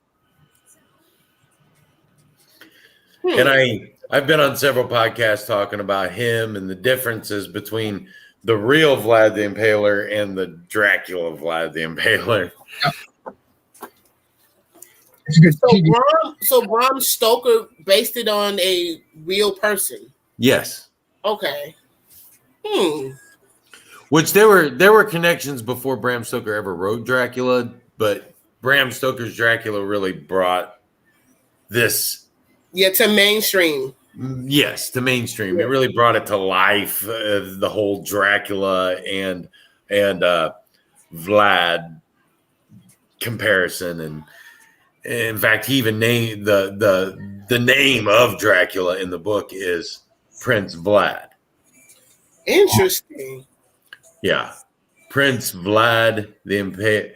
Well, he doesn't call him the Impaler. He calls him Prince Vlad Dracula, which was his actual name was Vlad Tepes, but he was called Vlad Dracula because his father, who was the king before him, was Vlad Dracul.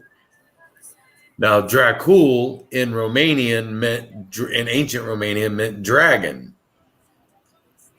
It was the order of the dragon given by the Catholic Church to his father because they were surrounded by the Ottoman Empire and the Turkish Empire. And there's this little bitty country of Wallachia, and you got the Turks and you got the Ottomans.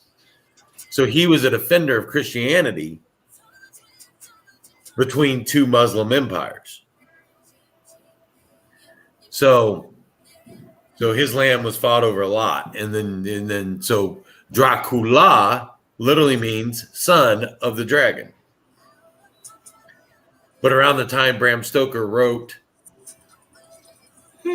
Dracula, which was like 100 or almost 400 years later, Romanian language had changed. And Dracul went from meaning dragon to meaning devil. Oh. So it was an easy thing to mess up. But good. I like history lesson, Tim. I really like that. Well, you see, my great grandmother was born in Poland, but her mother was Romanian. So growing up, I heard stories of Prince Vlad the Impaler, Prince Vlad Dracula, from my great grandmother, who had heard stories that had been passed down through generations. So I became interested in it when I was about 12 years old, and I've been studying it ever since. 32 years later, I'm still studying the man. So his life was extremely interesting, but I don't want to get into all that right now. I love that. That's for a different show. Now I got to go look that up. Yeah, just like Chrissy. Chrissy was actually William Wallace. You know, she was running through the fields and everything. She was wearing a thong, and she had pasties, and they had the little thing. Oh my God! And she was running so fast. She was running so fast, they were actually like little propellers. And she lived 2 feet off the ground. Howard. That's a different show, Howard. Oh no! Oh no! That took a drastic turn. Oh, she asked me. We were talking about it. It was right there. She asked me about this. Oh my God! It's a different show, Howard. Yeah, and now she that's definitely a different show.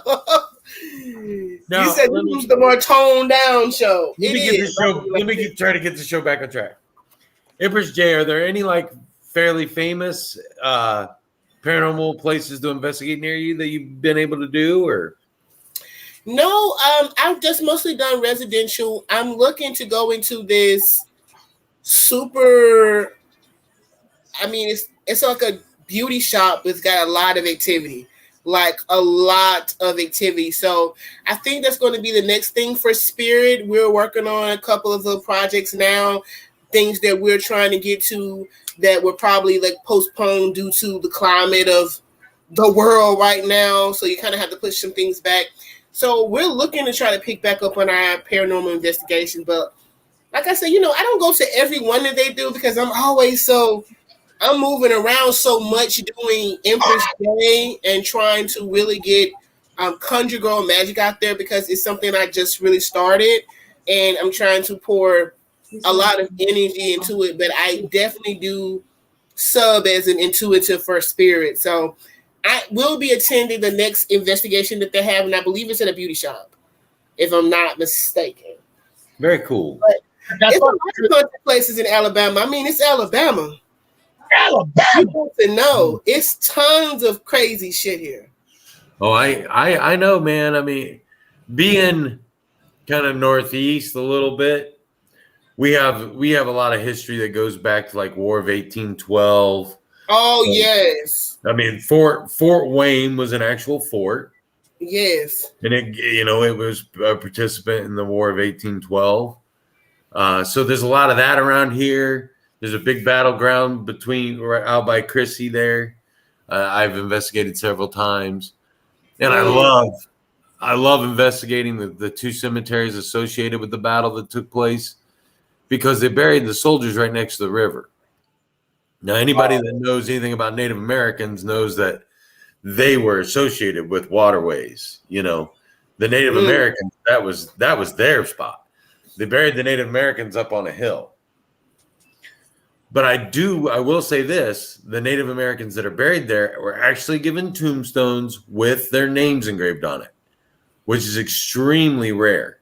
Yeah, but they wouldn't be afraid of erosion or anything like that because they're right next to a river, for one. And rivers change all the time. The cemetery's close to the river where they buried the soldiers, but Native Americans would build their burial mounds fairly close to rivers.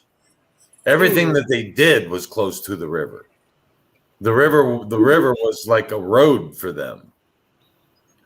It was a life source. Why, you know, and when you really research ancient Native culture, you know, they were very what's the best way to say it?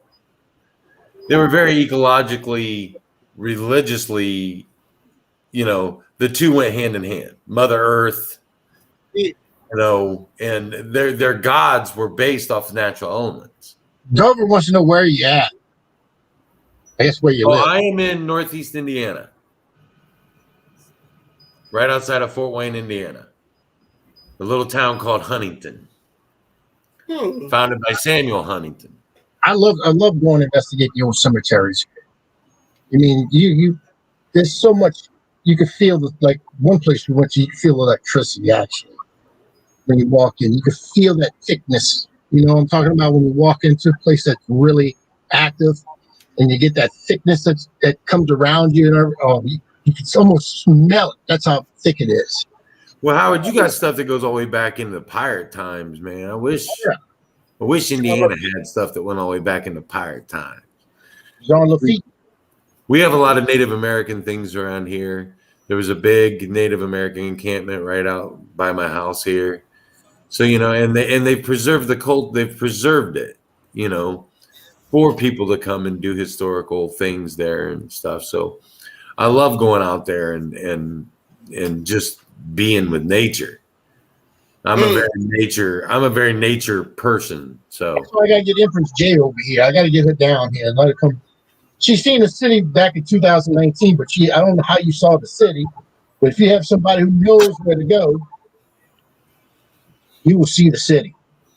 Yeah, I saw some things. I went. It was a solo trip, and so I went on Christmas Day.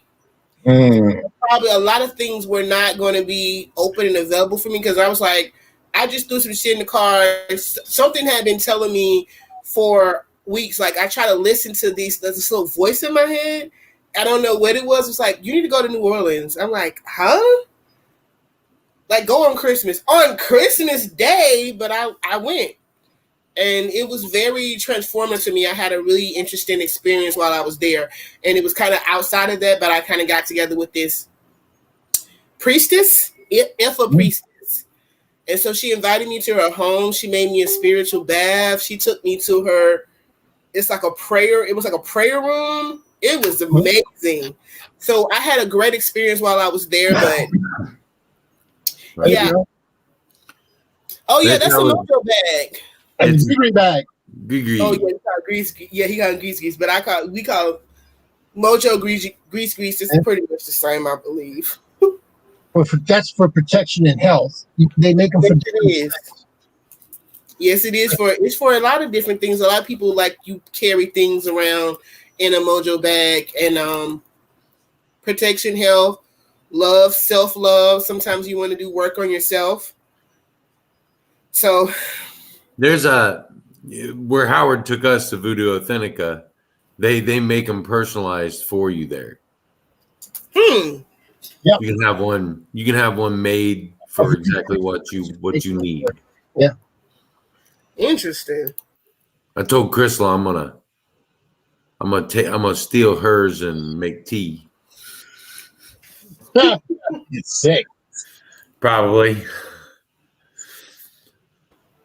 Yeah, I am feeling a little better, Jeremy. Yesterday and today has been the best I felt since I contracted COVID. So You gotta stay away from Oh, I want to go to Chicago. That's one of my stops along the way. I'm going to be going to Chicago. I love Nick Chicago. Muley. Hook up with Nick Muley. He's a I've never been. I took last time I was in Chicago, I took one of the tours where Al Capone was and Oh, all that wow. stuff. Yeah. I love Chicago. Love something like that. I want to go to Chicago. I think it's only like an 8-hour drive from me, 8 or 9 hour drive from me. But I probably would most likely be flying. But See, I'm straight across. 15 hours. You got Chicago over here in Illinois, and if you go straight across Indiana, you hit Fort Wayne. That's about. I'm about 3.5 hours from Chicago. Oh, lucky you! God, I'd probably be driving there to eat. I'm only 30 minutes from New Orleans. When I go to Chicago, normally it's to go to the museum. So I love art. I was just about to say that usually when I go to places, I look for certain different things in every place, and I'm usually looking for an art gallery. Everywhere I go to an art gallery or some type of museum or something because I love art. So we have. You ever heard of Blue Dog? Have you ever heard Blue Dog? Blue Dog. Blue Dog. George Rodriguez. He was the first one that ever painted Blue Dog, and that has taken off down here like crazy. He's passed away. It's been a few years now, but he still has his paintings. People paint, in his style and everything because he had a studio and everything right there in the French Quarter, and they even made. You could buy, like sculptures, or you could buy paintings or whatever. There, and it's amazing. I mean, it's just Blue Dog. That's the name of the portrait, Blue Dog. Blue Dog. Chrissy. Right. Okay. Yeah, we definitely need to do. I'm all up for that. That's why I say that you should. What you were saying, Tim, about opening yourself up to meeting different people and to seeing what they have, as far as teaching you. Because I call myself a lifelong learner. I'm always trying to learn different things. And I would love to go to Chicago and just see about connecting with some of the people there. That's why I can't wait to get to New York next week. I'm like, I can't wait to get a load of that history up there and see what's going on with the people. So it'll be my first time. I'm excited. I've been to New York City. I love New York City. It's one of those places where I'm a food junkie, just like Howard. Me too. We both, and having that culture of the street food. And I come from a really small town. My whole town is like maybe 35,000 people. I don't even think it's that much. Probably closer to 30 for the entire town, for the whole county that I live in. So, it's all about. I love Massachusetts. I love Boston. Love it. And I've been to Boston too. I love Boston. The lobster rolls. Oh, honey. Okay. I went to Boston. Last time I went to Boston, honey. Right. Yeah. You have to have good food down here. I'm gonna tell you why. You gotta have good food because now they done legalized marijuana. So. Yes. And hold up, in New Orleans? Yeah, Louisiana. We're a legal state now. Y'all have dispensaries? Mm-hmm. Oh shit, man. Oh shit, man. Only one dispensary is in New Orleans right now. Only one? Only one that's in New Orleans. Or you can buy it from LSU. But we used to. Yeah, the colleges they're the ones who actually grow. Now, Empress J, I just got to say this real quick. When you're in New York, there's two things you have to try. And I'm not going to say pizza. Oh. You have to try an everything bagel. Okay. It's coated with all these little seeds and nuts and stuff. It's good. Try an everything bagel. And the best place to get it's either, one of those little off-street dives or from a street vendor. Mm-hmm. And you have to try something called a knish. Knish. A knish. They are It's like a square of hash browns that's been fried with cheese on the inside. Yeah. It's a potato cake is what it is. It's a potato cake. I don't give a damn if it was a potato muffin. I'm for it. Let's do it. I'm gonna write it down. Shit. And jot that down. That sounds amazing. Far north is I would go to Philadelphia, and the first thing I would do is get me a cheesesteak sandwich. I've had Phillies from Geno's, right downtown Philly. The place that there's two places in downtown Philly that say they invented the cheesesteak. I've had one from both. Geno's is my favorite because I'm a white cheese guy when it comes to my Phillies. Some people like the cheese whiz. Some people like the melted provolone sauce. I like the provolone sauce myself. I'd have to go to cheese whiz. That's my favorite. Hell, I get two of them. I get one with both. I mean, one with cheese with the provolone. I don't give a damn. Just get me there so I can try it. I don't care where you go. Yeah, I've been to Philly. I've done the cheesesteak. I don't care. No matter where I go, I find I like food. I like good food and good experiences. So if I'm going somewhere, I'm always like, I've never seen the Lizzie Borden. I think she was saying the Lizzie Borden experience in Boston because I went with a friend of mine the first time, and what I did, I went with my aunt the second time. So if I'm going to go solo and see what I can get into while I'm there, because I want to explore a lot of different things in Boston. Boston has a lot of history, but I did go on some history tours. It was interesting. Me and my aunt went to this museum. Y'all, the Museum of Science they have in Boston is ridiculous. It is incredible. It's like 3 stories. It took up like a whole damn block. And we were in there. I got us like city passes. We went in there. We went to the New England Aquarium. I had a blast while I was there the last time. Have you tried Gettysburg? Gettysburg? No. Yeah, well, all the weird shit that happens on that battlefield. Oh, well, yeah. See? I always call her Elizabeth, never call her Lizzie. Okay. Oh, so you're a few blocks away from Fall River. That sounds beautiful. Fall River. That sounds exotical. Fall River. Which might be Fall River. I got the Mississippi. Yeah, she lives in Fall River, Massachusetts. Sounds like a honeymoon spot or something. Howard, I did a share screen to show her the sandwich we're famous for. Oh, okay. I got you. That is the Indiana tenderloin sandwich. That is a giant bun to tell you how big that is. What is that? It's a tenderloin, a pork tenderloin that's been smashed out flat, breaded and deep fried. Well, that little spot in the middle, that's the hamburger bun. Look at you. No, you that is a giant hamburger bun. That bun is that big around. Look at you looking happy as hell. Yeah. You came out of there looking like a stuffed pig. So that sandwich was invented in my hometown. For the state fair. Greg said he happily eat that. That was delicious. It is. They are delicious. Oh my God! So, do you normally eat one in like a whole one? What in the world? Not from that place, Howard. I'm gonna kill that. All right. All right. I can't eat all that by myself. I was about to say. You can make 4 sandwiches out of that one sandwich. That'll just about get me filled up. I'm telling you, man. I tried. I tried eating the whole one. Couldn't do it. Could not do it. But that is ridiculous. That's the Indiana tenderloin sandwich. They make them big. Ridiculous. Every place makes them a little different. They're always big. They're always they take a big thick slice of pork tenderloin. They pound it out flat, so it's good and tender. And then they bread it and deep fry it.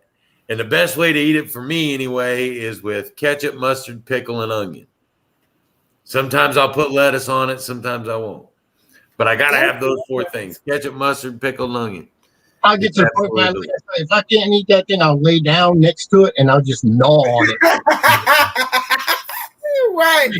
I'm telling you, man, they are. If you go delicious. big, you got to go big. I'm just like, I got to see it through. I'm just gonna stay here until I'm just gonna keep getting hungry over and over again until I eat the whole thing. I'm just gonna stay here. Well, I'll eventually eat it all. Sandwich, me and you. I'll eventually eat it all. See, your problem was, Tim, that you had jeans on. I go in there with stretchy pants. Now, the other thing my little town is famous for, we have a little diner in this town, and they make diners. They make this breakfast plate. They make this breakfast plate called a heart attack on a plate. Mm-hmm. It is a 4-egg omelet that has sausage patties and hash browns and cheese inside the omelet. Then they put 4 more slices of cheese on the outside of the omelet, and then they cover the whole thing in sausage gravy. See, I'd had to ask to put some tomatoes and some bell peppers and some onions in that. I like tomatoes and bell pepper and onion too. You can do that. They'll put it in there, but then they cover that whole omelet with sausage gravy. Now that I have eaten all of in one setting, and it is good. I think you see that bathroom the next morning. I'm telling you, there's seven slices of cheese in that one omelet. For breakfast. If I'm gonna eat that for breakfast, I'm gonna have to clear away my whole day. Like I can't eat that and just do work. Like you can't just go to work. You're done. You're done for. I used to work nights, so I would come home and I'd have a day off, and the kids would get on the bus to go to school, and I'd take my wife, me and her go out to breakfast. And then I come home, lay down, and go to sleep. So I'd eat all that and come home and go lay down, and go to bed. You have to. And it comes with 4 slices of toast. Oh no! Yeah, you're just gonna go lay down. You can make a sandwich. Yeah. Sandwiches, man. You cut that sucker. I take that. No, I take that toast, put a little butter and honey on it, and dip it right in that gravy. That's the only way to do it. I love foodies. Yes. Tim, yes, live your best life. There's one thing nobody will ever say is I can't eat. Yep. I showed Nick. Greg said they would come with a coffin too. Yes, you might as well just get Nick, you can ask Nick Muley. I showed him the best pizza this side of Chicago. We got a pizza place up here, makes a 10-pound pizza. Oh. Yeah. 10 pounds. After I leave that place, I'll be 10 pounds heavier. I'm telling you, Howard. Does it come with a coffin? That has killed me. I know. You might as well just lay down. You might as well just lay down. You might as well just lay down. Yeah, I'm gonna you, Nick, so I can see when I can set up. I'm gonna come to Chicago. I want to go on these tours. I want to see some stuff. Yeah, Nick said yes. That pizza was good. I'm thinking he's saying good, not God. Yeah. But yeah, it could have been God-like. Who knows? I'm telling you, it tastes like it came from there. It's good pizza. Does the coffin also come with a shovel full of dirt? I have eaten food all across this country, and there's no one place I'll say I like better than anything else. Because every time I eat something new, I it's my new favorite thing. I remember being in I'm talking oldies, Jeremy. When I was in when I was stationed in Taiwan and Philippines and South Korea, I mean, I've eaten food all over the world, being in the Navy. So these different places, you eat these different foods, and you're just like, oh, that is so good. And then you go somewhere else, and it's like, oh, that is so good, So you eat. That just shows you're learning, like stepping outside the box, because I like an array of different foods. My dad was from Florida, so we grew up eating all types of seafood, just things that people would normally eat. Like everybody's like, oh, I like shrimp and I like crab legs. I'm like, I eat conch. Like I eat snail, and the snail is like this big. And we used to make conch fritters and gator and Yep. octopus and squid. I'll eat all of that because Don't eat mountain oysters. Don't eat mountain oysters. I found out what that was. You don't want that. that's just bull balls. Yeah. I don't eat no balls. Don't put no balls in my mouth. I'm sorry. I don't know. I heard it was delicious. I guess it's just me being a male. I hope that not- you I'm will. not- I mean, you just put a little sauce on it and just close your eyes. Hey, dude, I ate fish eye soup. Because I mean, Is it good? It's different. You just very different. You just said that. You made me even go flashback. You know, You really can't taste anything but the heat. Very hot. It's very spicy hot. Oh, I like spicy. Oh, so you really can't taste anything but that. But when you bite into the fish eyes, they kind of squirt, and that's kind of weird. No. Yeah, I get what you're saying. It's a texture thing. I don't know. Like I said, I like to go to places where the food is good. That's one thing that I really enjoy about Boston. Boston had so many different types of food, and it was a lot of fresh seafood. Yeah, I went to a place. It was like an Asian spot, and we had like soju, and we had like this fresh squid and octopus. Oh my God! I was like, y'all must have just caught this at the pier.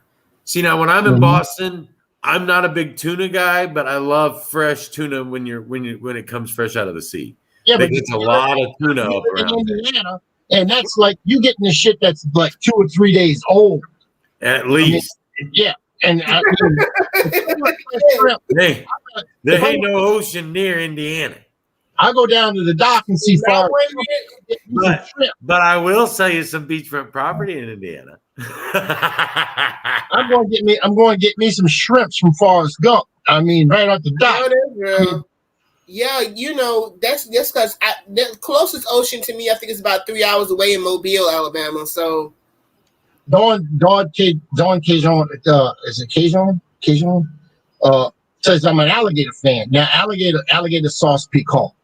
Oh my God, you'd slap your mama for sure. You go there and kick her in the ass. You never made this for me, woman. I mean, that stuff is delicious.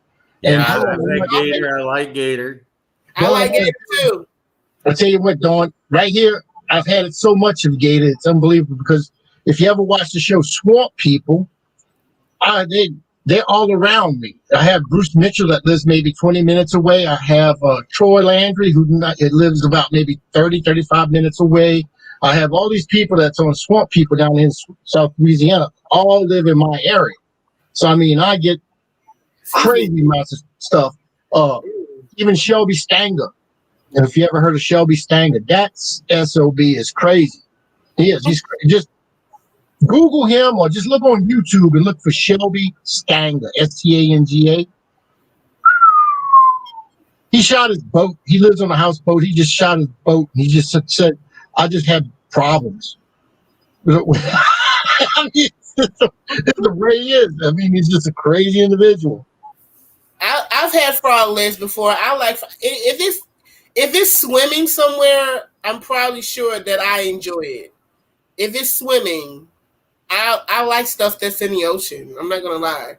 I like ocean-based foods, and I enjoy stuff like that. So if I go somewhere like New Orleans and I enjoy seafood, like I try, like if I go certain places I know they're known for seafood. Like when I went to New Orleans, I try not to get anything fried for real. I'm like, I can get fried seafood at home. I want that shit just grill it, whatever Creole seasonings you got to put on it. If you got to offer it back up to whatever God you worship, whatever, I want all of that because this shit is so good. When I went for Christmas, it was good. Everything I had was good. Frog legs. He said, Greg says, I want to make frog legs. Have y'all ever had made it? Yeah, I've had it and I've made it. Jennings, Louisiana is the frog leg capital of the world. You can go there and, oh my Lord, the frog legs are so delicious. I mean, I've gone out and gotten them. Yeah, I got a frog gig right out here in the garage. You go right there behind the house and get all you want. Yep. You get a bag full. I just had a dream about making frog legs. Yeah. I haven't had them in a while. It's been a while too.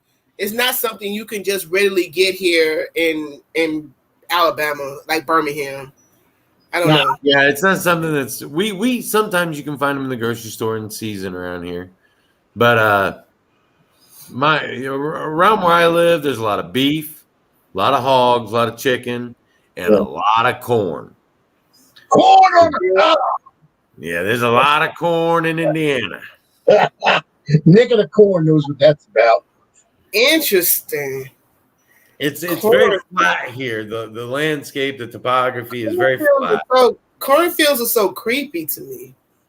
And there's spots that I go out to hunting and stuff where I can literally stand in one spot and look in any direction and see 20 miles. See 20 miles away. Now, when that corn grows up above my head, because it does, it gets taller than I am. And it really, you'd be surprised at how little you can see from a cornfield perspective. I was about to say. Behind the house, right there down 36. You go off of 36 and it's, but you can't see it because it's swamped and it's overgrown and trees and stuff like that. But let's put it this way. If you ever want to put somebody that you don't like or have a problem with, and you can, they won't find the body. Drop them off in the swamp. That becomes alligator DNA after a while. Yeah, I'm not really afraid of going into cornfields, but I'll tell you what, if you ain't wearing long, they're with me, I'm a huge Stephen King fan. He's my favorite author, and I've read a ton of his books.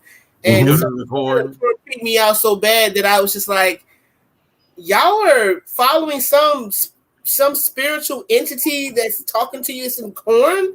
So it was just so creepy to me. And I mean, he makes the strangest things creepy. So I'm a big time deer hunter too. So really, yeah, I go out. I've always wanted to learn how to do that. Like fish is what I've always wanted to learn how to do is fish. Because my dad used to fish and then go and scale them and everything like that. I'm like, I love that. I want to learn how to do that. Yeah, I do a lot of fresh fish in my house. One of the big fish around here is crappie. Everybody likes going out and fishing for crappie. Oh, they got bull reds. You go out there in the Gulf, you get them bull reds that's just as tall as you are. I mean, that's redfish. No, these are much smaller. They get 18, 19 inches. I'm not a big freshwater fishing fan because there's nothing. I mean, there's just throwing out the line and there's no fight. I want to get out there and fight a freaking fish, man. I'm talking about. Come up here and I'll let you hook into an Indiana flathead. I want to shark or something, man. Flathead catfish. Flathead catfish. Yeah. I want to flatten the head, man. You don't want to do that. They around here they get up to about 5-6 foot long. 5-6 feet? Yes. And they weigh anywhere from 80, 90 pounds. I was there the night that I was fishing next to the guy the night that they caught the state record. Wow. It weighed 127 pounds. Oh no! But when you go out there where I'm talking about and you hook up onto a bull shark. Yeah, I know. I lived in Florida. I've been there and done it. Some tarpon. Oh man, I'm talking about tuna. Wow, I think I heard that. Even a good sized redfish puts up a fight. Yeah, walleye. They put up a great fight. A little bit of a fight. I'll get them on the shore in about we get the walleye when they do their spawning run. They run up the Maumee River out of the Great Lakes, and that's where we go walleye fishing. Some speckled trout. That's probably the craziest show you've ever been on, ain't it? I know it. I'm like, we didn't went into food. We didn't went from one thing, and I'm just like, I'm trying to go all these places and eat. But no. The reason I got on hunting and fishing, I go out and I sit in these cornfields and hunt. Oh, no. Sit right down in the corn. Howard seen pictures of me sitting in the corn hunting. I'm sure that would be. Why would you sit in the corn when you sit down there and you look at corn stalks? You get out there on the shoreline or on a boat and you just sit out there and go fishing. You got the water going on. You got some scenery. The splashing of the waves, soothing.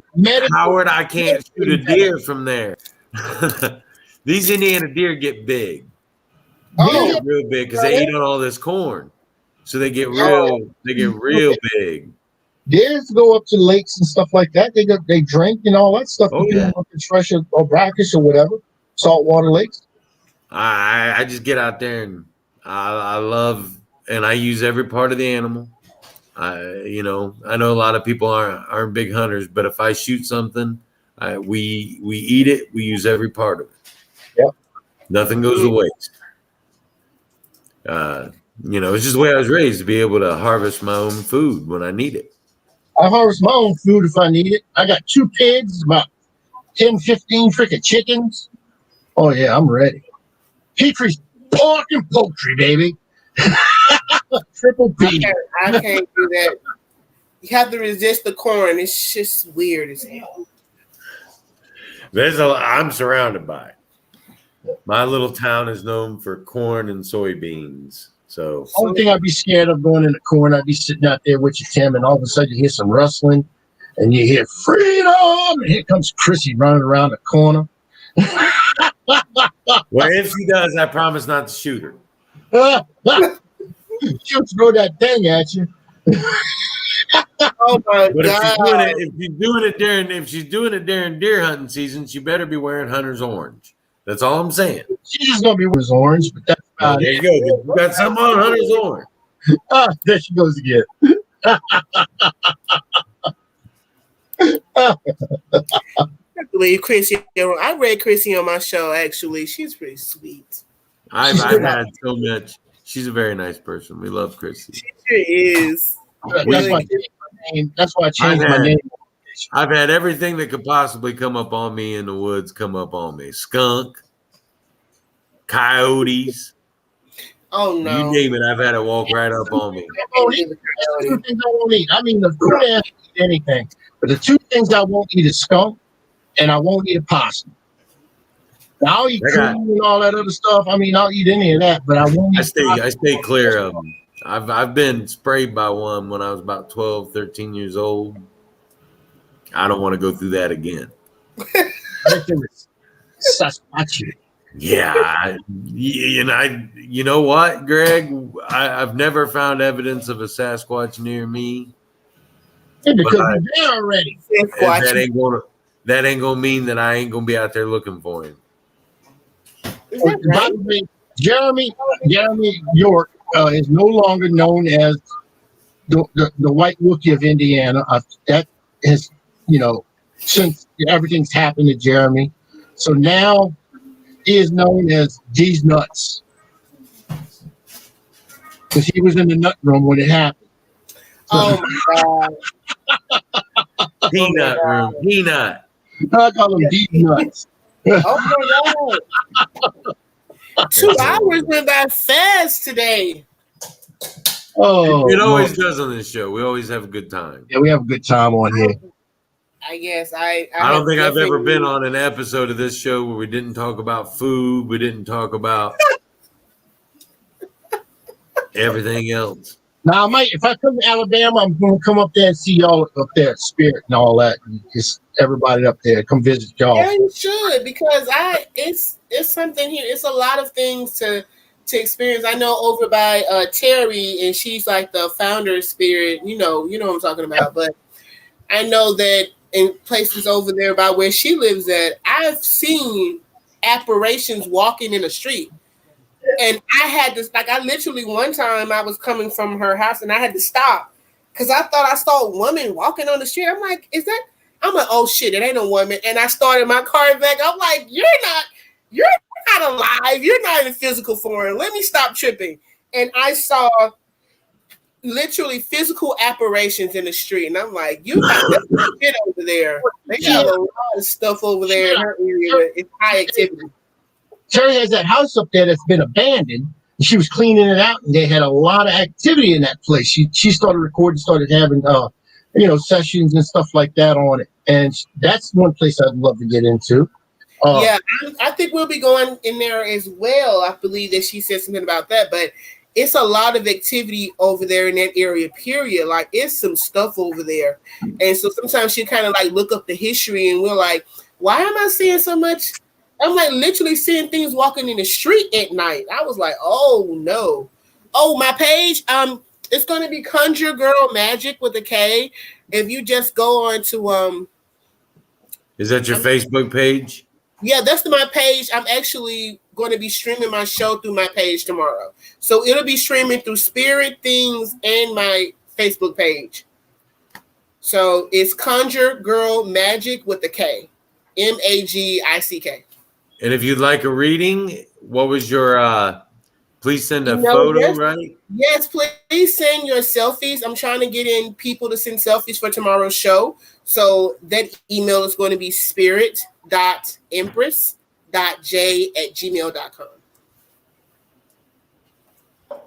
I got it up here somewhere. Awesome.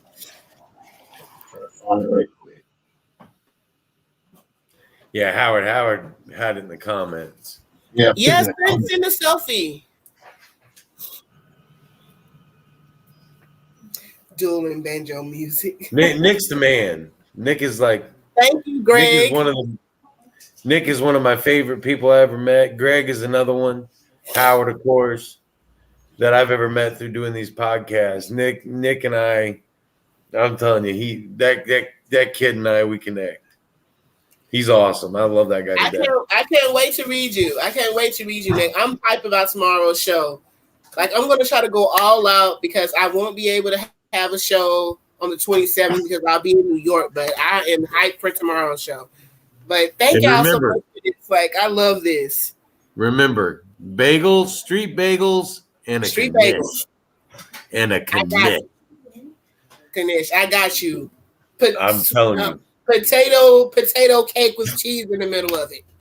It will blow your mind. I can't wait to try that. I'm telling you. Oh, thank you. Sometimes they serve them with like little cup of cream cheese and the cream cheese. Oh my God! It'd be like warm cream cheese. and the other thing I love to get in New York is like a soft pretzel. Oh, some of the street vendors will have a soft pretzel and they'll have that little warm cup of cream cheese. And you dip it in the cream. No, man, you know, already. My favorite way to eat a street pretzel from New York is with the mustard. I like the mustard. Spicy mustard. Nice mustard pretzel. Man. I really appreciate. I already ate dinner and everything. Now I'm gonna have to eat again before I go to bed, Howard. Yeah, I'm gonna have to do the same. I have really enjoyed. Thank you all for having me on the show. This was like great. I love this. I appreciate it. Hopefully, I can come back again one day. Absolutely. Absolutely. We'll have to schedule you sometime on the 13th dimension as well. Yeah. Okay. Get you on Petri dish or something. You can't do Petri dish because you're going to be right on afterwards. Yeah. Yeah, I'm going to be that 9:00 spot, but I really have enjoyed this. This is really fun. That's on the network right there. That's Jeremy York. He says, I'll get you on 13th. 13th Dimension. Okay. Yeah, 13th Dimension is a show that Jeremy York, little Scotty I was talking about. Right. Me, myself, and Crystal are teammates with Jeremy and Scott, and we do that show as part of our team. And Jeremy founded this network so that we could all have. Yeah, this. I know. Yeah, Jeremy, I'm familiar with him. I would love to be on that. This is such an honor. Thank y'all so much for inviting me and have me come and talk about. I would like to say an array of a lot of things, everything you talked about so much. So I have enjoyed this. Thank you for allowing me to read you, Tim, and for being absolutely. Thank you for everything you said. It was very nice. Shows and all that. You want to still do that again? I want you to go ahead and pitch your shows and everything. That way, you got that. Whoever's on here still knows where to go, what shows you have, and so like. Tomorrow night, you have a show right after it's 9:00 Central on the Things Network. on your page and on where? Spirit? It's going to be on Spirit's page. It is also going to be on Things. So it will be streaming in 3 locations. My page, Spirit's page, and then it will be on Things as well.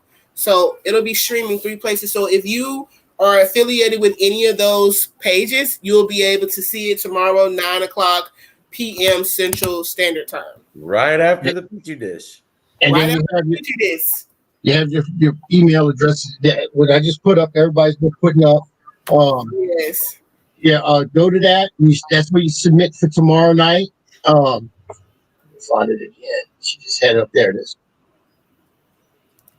Go ahead and send your photos to that email address, and she can read them for you on there. Yes. So Yeah, that'd be one thing.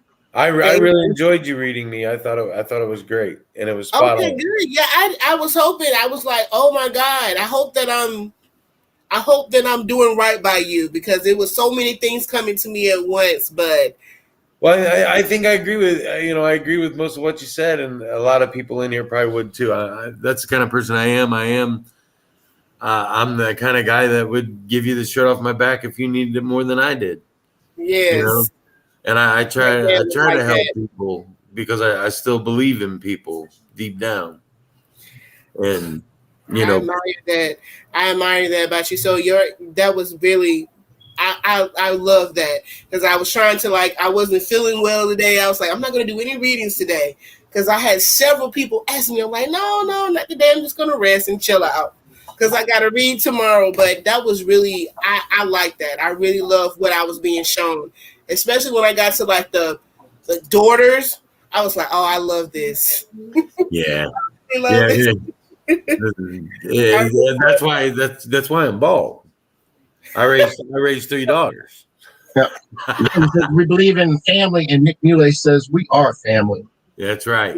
It didn't fall out on its own. I ripped it out. Well, yes. Raising all them daughters. I can imagine. Boys are hard as all get out when they're little, but when they become teenagers, they just kind of chill, And girls are real easy when they're little, but then they become teenagers and it. Yeah. They're like the road warriors and shit. You don't want to mess with them. They're like Larry Fine on the Three Stooges, when Mo grab and pull out a whole chunk of hair. That's what little girls, daddy. Yeah. They look up at daddy. Everything's daddy. And then when they get older, get the hell away from me, old man. Look at this. Look at this. This right here is probably the daughter you saw. Oh yes. That's my youngest. That's my baby girl right there. Oh yeah. She's the good one. She's the good one. I wouldn't go that far. I'm sorry, I'm eating. Okay, you can Nice disappear. to meet you. I like how you disappear now. Yeah. Have a good night. You too. Have a good night. Oh yes, you have a good night too, sweetheart. And I see that Dawn was having a good night. Yeah, I'm gonna go ahead and go myself. I'm gonna. All right, let's end this show. Then we got your pages out there. We got you promoting it a little bit, trying to get you out there and let people come in and watch it. Give you a little word of mouth, and a lot of people watch this show, and a lot of people, they'll tune in. See what you're.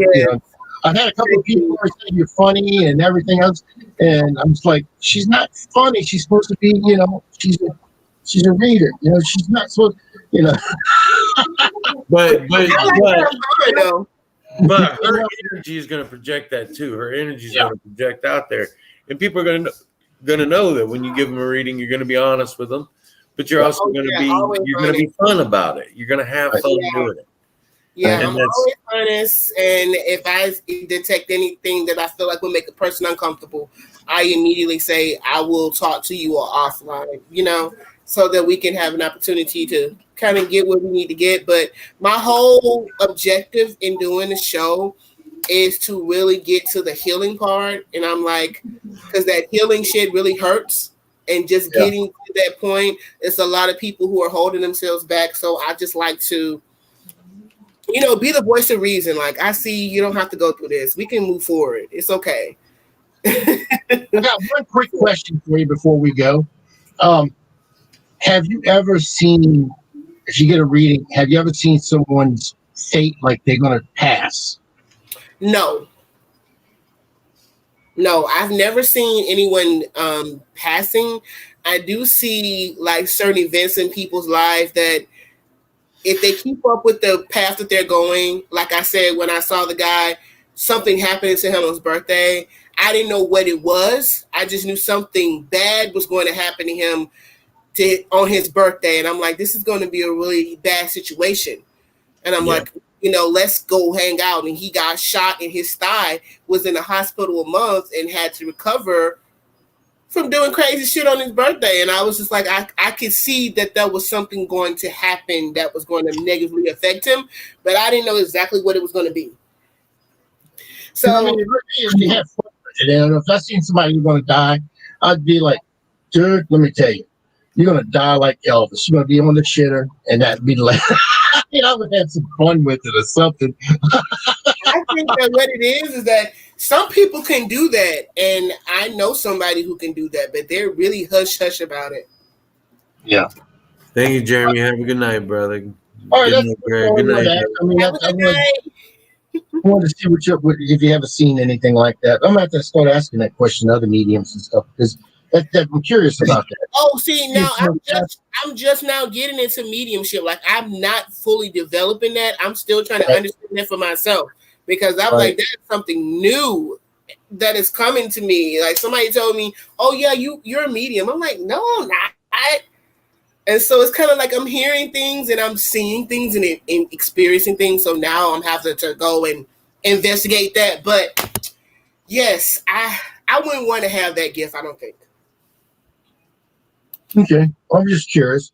All right, well, that's going to end our show for tonight. Catch us next week when we'll have Mr. Chris Garcia. He's a medium and really nice guy.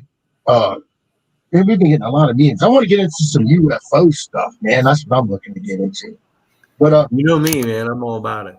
I love it. I want to get Bermuda Triangle and UFOs. That's my thing. We need to get somebody good on ancient aliens. Yeah, no shit. Let's go get that wired-headed motherfucker that's on TV on the Ancient Alien. You know what I'm talking about?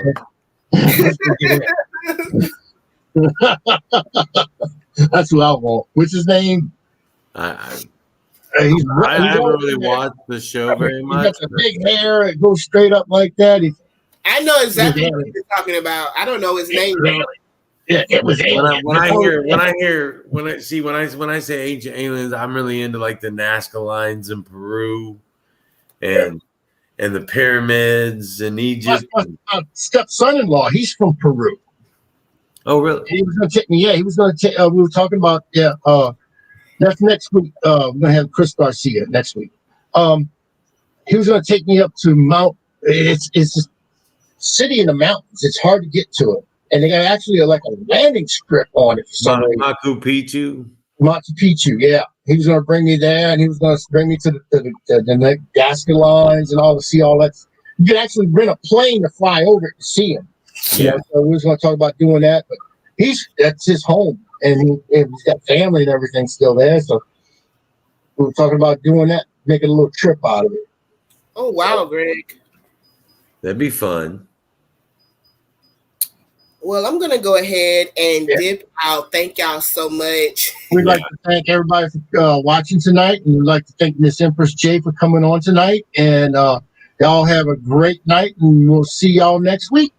Yes. Bye, everybody. Bye, y'all.